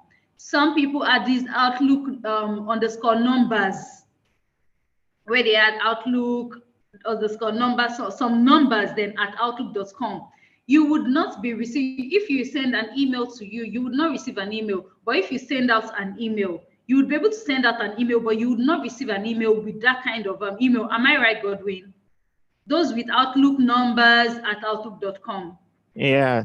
On a normal day, your Outlook email should have your name. Yeah, it all depends on how it was being created or how you actually created. It should have your name, not the 0 dot blah blah. No. If I had to correct some even emails I was sent, some just like, for example, Alex Michael, some actually Alex space Michael. It should not be like that. It's going to work. It's not Alex space Michael at outlook.com. It's not going to work. It should be either alex.michael at outlook.com or alex_Michael at outlook.com. Just imagine some of us dropped Alex space Michael at outlook.com. There's no way you get added to the teams or even get added to your learning track. So issues like that. So make sure you cross-check your email address before dropping it. Not even for this sake, maybe due to other reasons also thereabouts. So that's about the email address. Yes, so I think I should mention that for those saying they didn't get the email. So we sent out emails to everyone that we admitted, everyone that filled the baseline survey.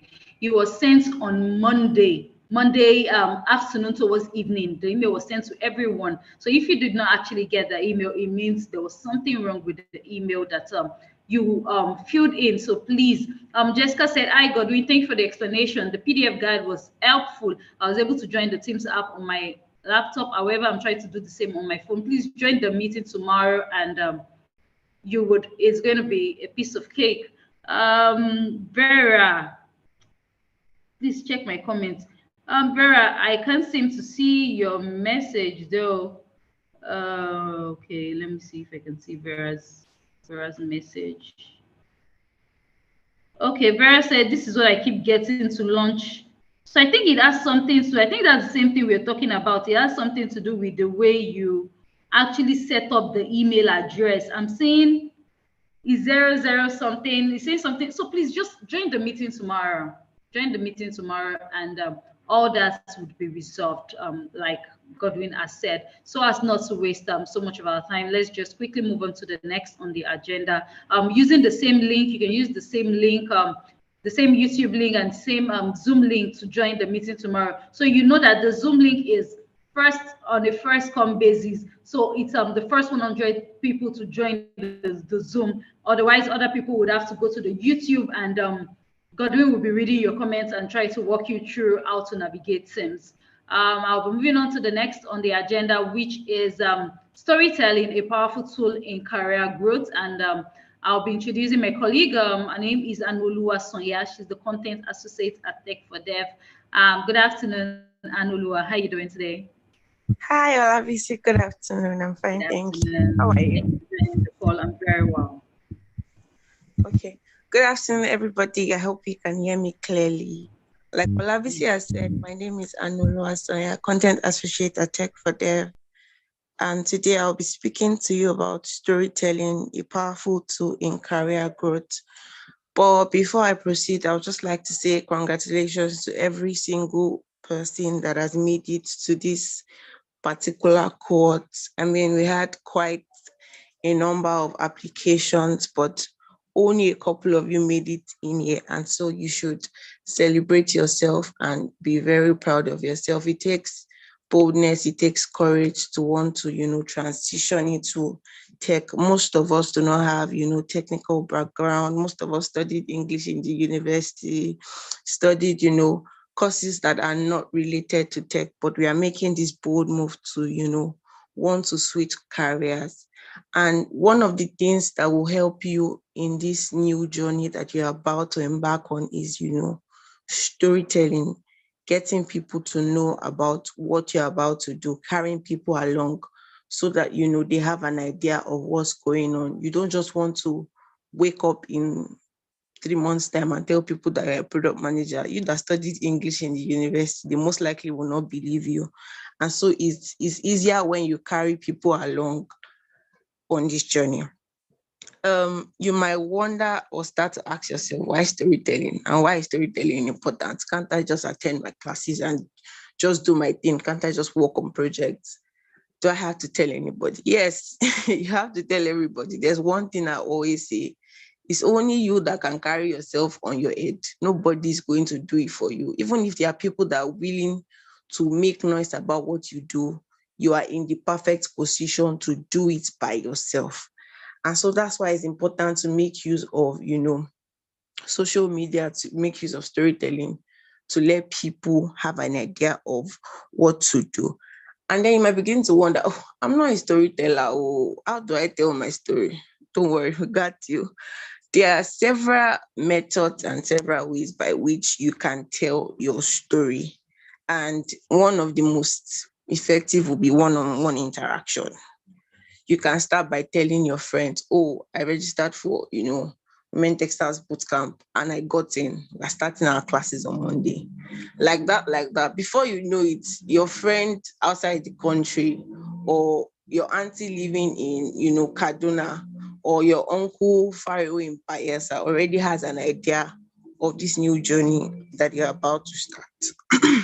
Another way that you can tell your story will be with written words. You could open a Medium account and start to document, how your classes are going, the projects you're working on.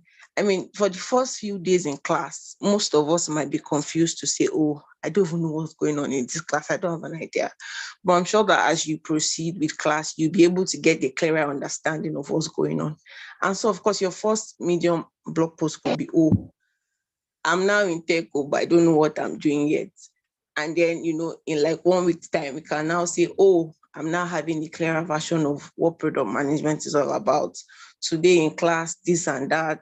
We're asked to work on this project, this and that. I've been able to interact with people from several African countries. That way, people are starting to get interested in your story. If you don't know, there's one thing that we do, that human beings do. We root for strangers, people that we don't even know before, people that we've not met before. We are interested to see how they grow. We're interested to see how, the outcome of their lives will be, whatever project it is they're starting. we are rooting for them. We want to see, what will be the end. So when you tell somebody, this bootcamp is a 3 weeks training, they want to see it to the very end. They want to see how you've started and how you've proceeded along and how you've been able to achieve, what it is you'll be able to achieve at the end of the day. You could also tell your story with pictures, using social media. There's Instagram, there's LinkedIn. Like Noka said, LinkedIn is the workplace app that you should be on. If you don't have a LinkedIn account, you should create one and, start to put yourself out there. You could use videos, Instagram reels. You might say, I'm shy. I don't want to put my face on camera. We totally understand that. You don't have to use yourself. You could just, post about a project you worked on and then use the voiceover and record, just telling people or giving people an idea of what the app is all about. And yeah, I'm sure that as you are proceeding, most of you would start to build your portfolio. But if you don't post about it, again, nobody will know. We are not magicians. We are not, fortune tellers. Who will not know? If you don't post it, if you don't post and tag them for them, nobody will see it. If you just, keep doing good things, keep working on amazing products, and you don't post about it, how your employer see it, I don't know. And there's a popular saying that says out of sight is out of mind, and it is very true. I mean, you don't know who has the ability to connect you to your next, employer. And when you start to tell friends about what you do, when you start to constantly remind them, when you constantly post about it, somebody has an idea of what you are doing. And so when they are in a position to recommend, you for a job role, your name will just come up.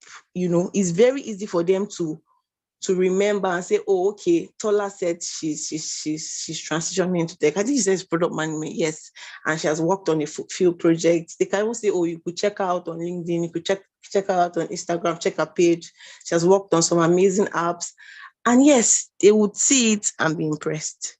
You might wonder, what is in it for me? If I share my story, what do I stand to gain? A lot of things, actually. When you share your story, you are amplifying the work that you do. Like I've said before, people will get to know about it, and the only way people will get to know about it is if you post about it. Also, for your own good, you are able to measure your progress. It's for some of us, it's a new career journey, and we obviously will not be at the same position where we were, when we started the class. If today is, let's imagine that today is day 1. Of course, by day 15, you would not be where you are. You would have made progress. And the only way you might be able to easily tell is if you documented your experience on day 1 and you documented your experience on day 15. You are able to say, this was what happened on day 1. This was where I was. And now on day 15, I'm better for it. Another advantage of telling your story will be, documenting your journey. When you share your story, it will help you to document your journey, your wins, the challenges that you encountered, and most especially how you were able to have overcome it. You might start to wonder, how does Tech for Dev come in? Fantastic. When you make this post on Instagram, on Facebook, on LinkedIn, on Instagram, what other app have I not mentioned? Do well to tag us and we'll take it off from there. Would always repost. If you tag us, we'll always repost. And who knows, we have a wider community, we have a wider audience. Your next employer might see it and be impressed by what you've done, by the app that you've worked on. And they might be interested, they might want to employ you, they might be interested in reaching out to you. We have amazing partners who also, follow us on social media, who look us up and, they're waiting to see who their next hire is going to be. And so yes, make sure you're making weekly updates on Twitter, on LinkedIn, you're tweeting about your learning, and you're tagging us across social media platforms. Also, towards the end of your training, we'll also be sharing, the success story form with you. Do well to fill it, be as detailed as you can. Don't forget to attach, the link to an accessible link to your headshot. And yes, we'll post your story. Your employer might see it. And yes, you've gotten a job like that.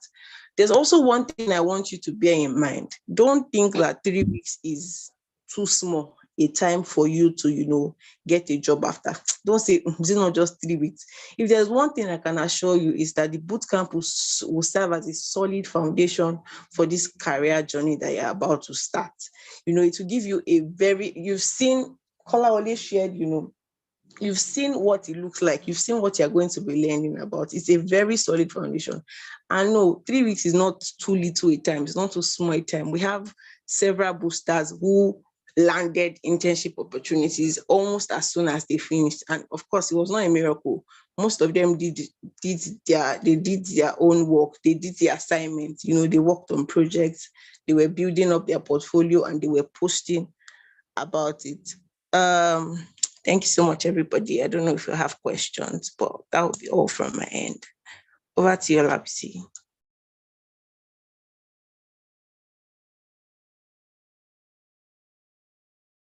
Okay, thank you very much, Anu, for that storytelling segment. Like I always say, that you can't be winking in the dark and expect people to actually see that eye gesture. So you need to scream it out loud. Scream it out to the rooftop. Let people know what it is that you're doing. You never can tell who is looking. So it's very, very important that we journal our journey. Let people know what it is that we are hope about transitioning. If we're moving from one sector to the other, let them see the journey. Let them see what it is that you are doing. So on that note, I would be moving on to another part of telling your story, which is the social media activity. And I would actually be handing over to our digital media associate at Tech for Dev, the person of Usman Gafar. He's going to be walking you through the social media activity. Good afternoon, Usman. Hi, Usman, can you hear me? Emanuela, please, can you turn off your video? Thank you.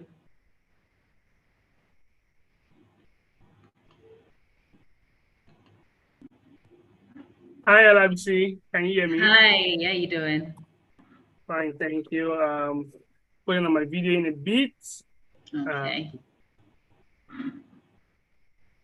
Okay, hi. Can you hear me? Can you see me? Yes, I can. Okay, great. Thank you very much, and thank you so much for having me today. It's super interesting to be here again. So when I mean here again, I mean every month we usually have these cohorts of ladies, women across 15 African countries. Of course, we're expanding in the next cohort to 22 African countries. Who come up on board to to start their tech journey. Learning cybersecurity, product design, product management, data, and all of those interesting tech skills that we offer at Tech for Dev. And it's very interesting to see that some of them who have started their journey just from day one, like you are doing today. They get to look back at that day they started, and in the next probably 2 months, 3 months, 6 months, they're already doing so well for themselves. So congratulations on making it to the Women Techsters Bootcamp Cohort 2.7. We are very, very excited to have you. We are very, very excited to help you kickstart your journey in tech. It's not the road is not going to be smooth. Saying it. And also putting the work is very important. Working very smart is a very, very, very essential skills for you to be able to gain that leverage that you need in tech. Tech is everybody's getting to tech today. But I can tell you, if you go look at the statistics of Africans that are in tech, if you go look at it today, you'll find out that numbers are not really so great. We might think there's so much noise around tech. I can tell you for free, there are a lot of people who are, the data rather, the numbers are still very small as far as Africa is concerned in the tech ecosystem. So that's why we are never too much. Now bringing it down to women, when you go check out the statistics, you will see that the numbers are still very low, and that's why it's very important. There are opportunities out there. take your mind away from the layoffs that is going on around the tech world. Focus on the skills that you want to learn, focus on the bigger picture, what you want to gain at the end of the day. So I'm not a man of so many. I don't really like to motivate people, but I can tell you for free, this is what we have seen over time. Considering the fact that I manage Tech for Devs, digital media platforms, I've seen people grow from day one from 0 to 100. So that's just it. And if they can do it, well, I mean, you can do it as well. I don't know if you can take that as motivation. No worries. So today we are going to be doing social media activities. So we need to tell people that we have started this tech skills, and that's what Anolua just mentioned earlier. And we are going to start with our practice, from this orientation by practicing what we have heard. So I'm going to share a link now. The link is going to it's a personalized link for you to create your personalized display picture where you can post on social media, telling people that you just started your tech journey with Women Techsters Bootcamp for 2.7. We're going to be there. We're going to be there to share your story from day one, and I'm hoping that by the time you finish this bootcamp and you go further into other, maybe some other programs that we are going to be holding, or maybe some other programs that you'll be getting into to ensure that you fasten up whatever you have learned and you grow into advanced level. We'll be here to share your journey. So please just stay with me while I share my screen now, and also share the link with you on Zoom and YouTube. So let's just for the beats, I'll share now.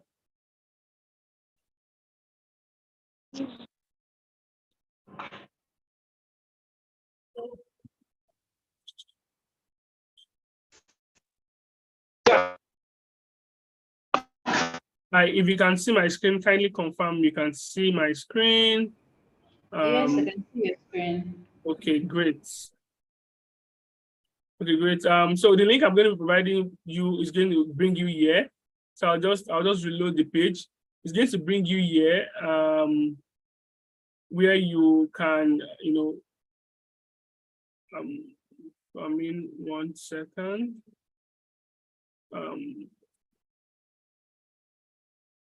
So the link is going to bring you here. And so you don't need to register, just click I'd rather not. You don't need to register on the platform to create your DP. You also scroll down. If you're using the experience is the same for using your phone or your laptop or whatever device you're using. To take it to your file image where you have your pictures and all of that. So click on your desired picture. So I'm going to stress this. Ensure you use a very clear picture, smiling, and something very presentable that you can show to the world, right? So those pictures. So click on it.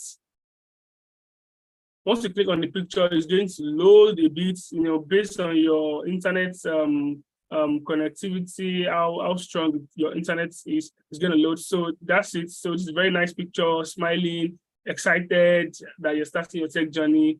And you come down, you can try to unclick this, display my picture publicly, you can unclick it, and then you click on generate my DP. Once you click on generate my DP, it's going to bring you here to another page where it says download now. So you click on download now, and your image is going to download automatically, and you can always view it. Oh, so this is it. So you can always view it and share it on social media. So we are going to be waiting for you to share, to share your display picture. Caption it with how excited you are about the opportunity Tech for Dev is giving you. How excited you are about the fact that you're starting your tech journey today. So let us ensure that we share that, and we're just going to be waiting to see all of that and sharing as much as possible, and let the world know that you're starting your tech journey today. Yeah, thank you very much, and I look forward to seeing your display pictures on social media. And I'll be sharing the link on the YouTube now. I'll also be sharing our social media platform link. We are on Twitter, Facebook, Instagram, Thread, and and LinkedIn. Yes, so those platforms. I'll be sharing the link in a bit. Thank you all very much, and do have a lovely day.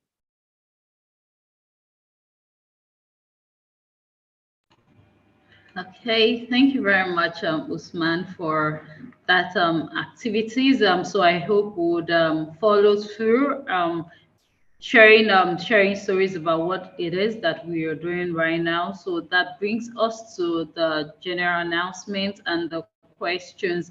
So I'll be going to the comment section to take questions and would then call it a day. However, the recording and the PDF that was attached to the second email would be sent out again by tomorrow. We'll be sharing an email tomorrow with the recording of this session and also the PDF, so that you can, for those that are not able to attend, you would be able to listen to it and know everything that is required of you. So please would require that you do the needful. And as I said, for those saying they didn't get the email, it could be one or two reasons. Either the email that you dropped was inactive and us sending you an email, it bounced, or the email was incorrect. It's basically just incorrect. It's incorrect or is inactive. So you can send an email out, but you cannot receive an email. So we sending you an email, it won't get through to you. So it is important, if you filled the baseline survey with the Outlook account as was required of you, then you'll get an email from us. Some people filled the baseline survey with a Gmail. Those kind of people, they were screened out automatically. The process is automated. It's not a manual where we do it, we start checking one by one. No. So if you fill the baseline survey with a Gmail, automatically the person gets screened out. So the only people that have been accepted into the second stage are those that provided an Outlook account. So if the Outlook account that you provided was incorrect or inactive, be rest assured that we sent an email to you. However, because of one reason or the other, it did not get through to you. So if you're in that category of those that filled the Outlook address, and when I say Outlook, it means your username at outlook.com. Your username at outlook.com. So it is very, very important that we take note of that. You can send an email, and we have influx of email. We'll try as much as possible to get around to answering your emails. And where you require technical support, Godwin is going to be on the call tomorrow to help you navigate Teams. That's for those that already got the invites to join their learning platform. Please ensure that you join the meeting tomorrow. It's going to be holding from 10 to 2 different sessions. So please, it is very, very important. Find your way into that meeting tomorrow from 10 to 2. So if you're not able to join it for 10, you have 11, you have 12, 1, 2. Please be sure to attend that meeting so that our technical support would answer every of those technical questions. Please. It is very, very important that we do that. I would go to the, let me first go to the YouTube session to take questions. I believe I already answered to those asking questions on changing batch or changing learning track. That is not going to be possible at this point.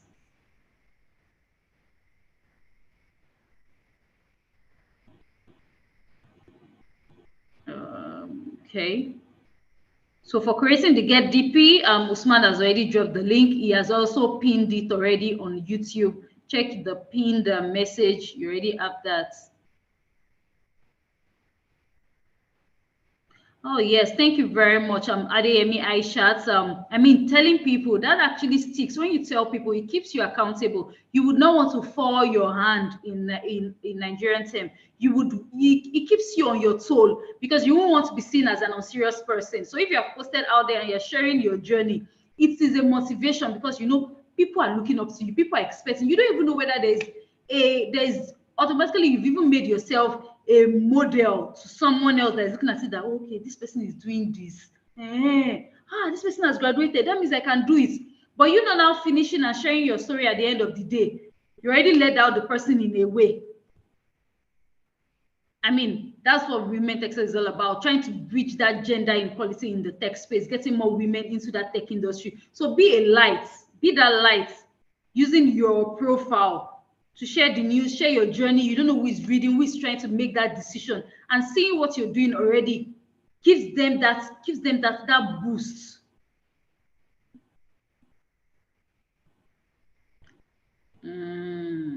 Okay. Ejidala Ogeneware, you're asking, you want to confirm your learning track. I believe you chose a learning track when you were filling the baseline survey. And the email sent out, you had your learning tracks stated there with your batch. Please, I saw the email late and the link to join is not actually working for me. What can I do? When you're saying you saw the meeting, you saw the mail late. So which of the email are you talking about? Which of the email are you talking about, please?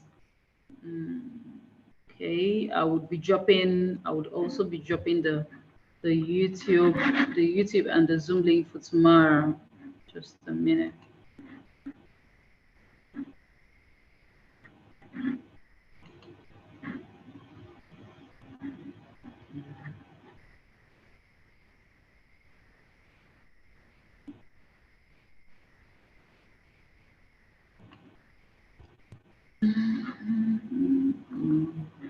I'm still waiting for just a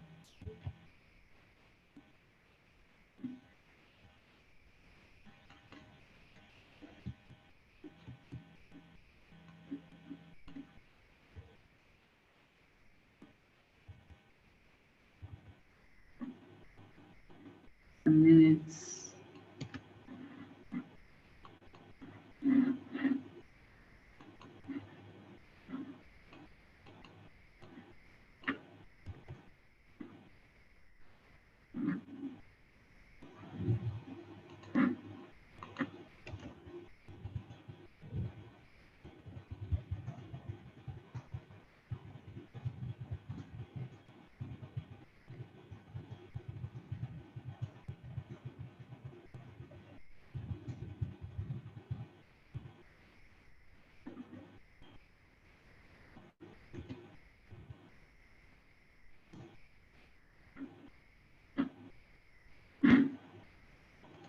I'm trying to look at the comment section to the questions. Okay. The guy DP. Okay, I'm asking about the blank page. So Claire, I believe Godwin already spoke to the blank session as regards the Teams platform. Please join the meeting tomorrow, and that will be done. Can we resend the link? Can someone resend the link that was just sent? Anna, for the get DP, you might want to scroll up so that you would see it. Okay, let me see the question.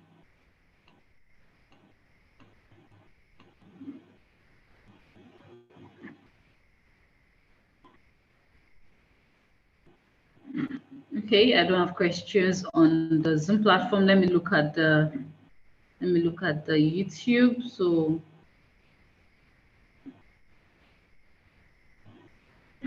Lamis, you can join the meeting tomorrow, please, so that the technical supports would run you through it. I can see the get DP link actually in the pinned message on YouTube.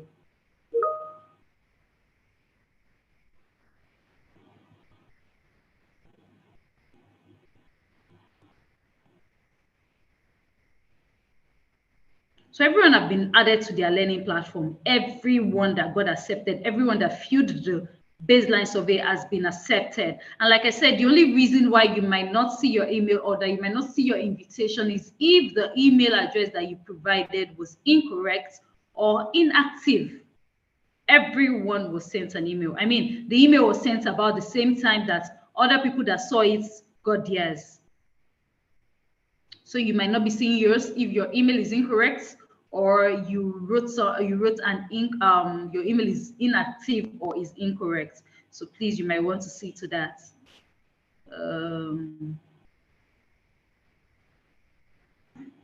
Okay, I don't know why just a minute. I don't know, it doesn't link, it's not showing.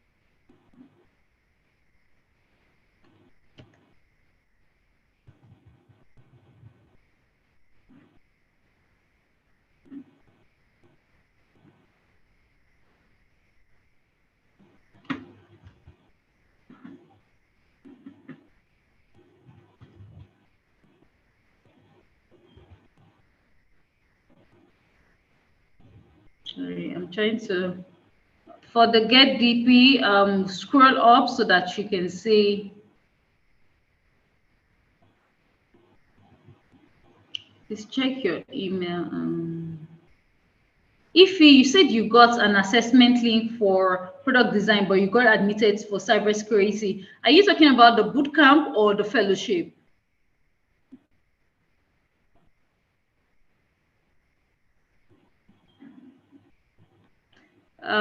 BC, when I expected to post the DP, I mean, as soon as you generate your get DP, you can start, you can post it on your social media.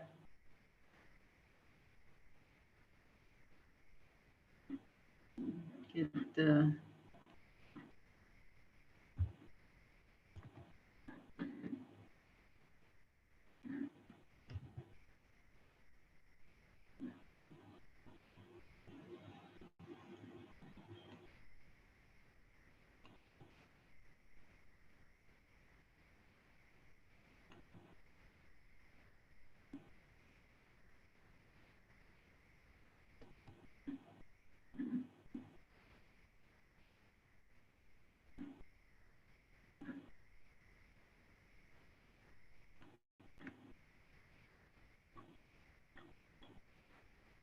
so I'm waiting for more questions so that we have 2 minutes to the end of the session. So if you have any more questions, please do ask your question after this. We have 1 more minute. I would be calling it a day. I'm trying to drop the Zoom link for the meeting tomorrow so that you can join in. Please refer to, I just dropped the Zoom link. I would also be dropping the YouTube link so that you can access it tomorrow also. You can use the same YouTube link, the same meeting link for tomorrow. So check on YouTube. I already dropped a message on YouTube under my name. Please, so just refer to it, scroll. I already dropped the YouTube and the Zoom link. So please, you can refer to that. I'm trying to see, can you confirm the link? Ogene Wiware, I cannot confirm your learning track. Refer to the email, that's the congratulatory email that you got. It has your learning track, you chose your learning track, and that you're in the program. It meant you filled a learning track, so please refer to the email and look out for the learning track that you chose. The bootcamp. For the bootcamp, no assessment link was shared. The baseline survey that you are required to fill, you get to pick the learning track. So whichever learning track that you chose would take you to the assessment tilted for you. Let me go to YouTube if there are Zoom. Is there any questions? How do you get to use the get DP? Cassie, you don't need to register. You can use the get DP without you registering. So you don't need to register. But if you have to register, you can use any email address to register for it and generate your get DP. Okay. I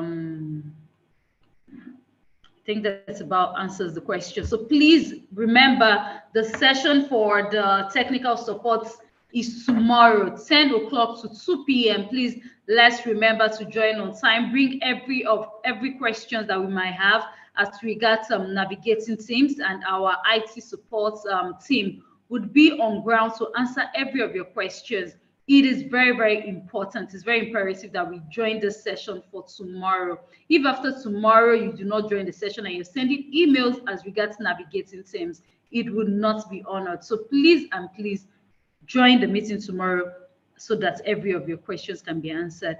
I believe you all had an exciting time. The sessions that we've had so far have been very insightful, and we've been able to get one thing or the other from today's session.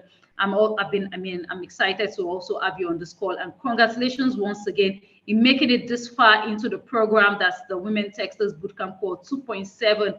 And like I said, we'll be sending the recording of this session. The DP, the PDF file, the get DP link, and also the orientation document that was that been used so far, that would also be shared with you so that you can familiarize yourself with the program expectation and what success means and the things that you're supposed to do to be successful at the end of the training. And at the end of your training, you'll be certified.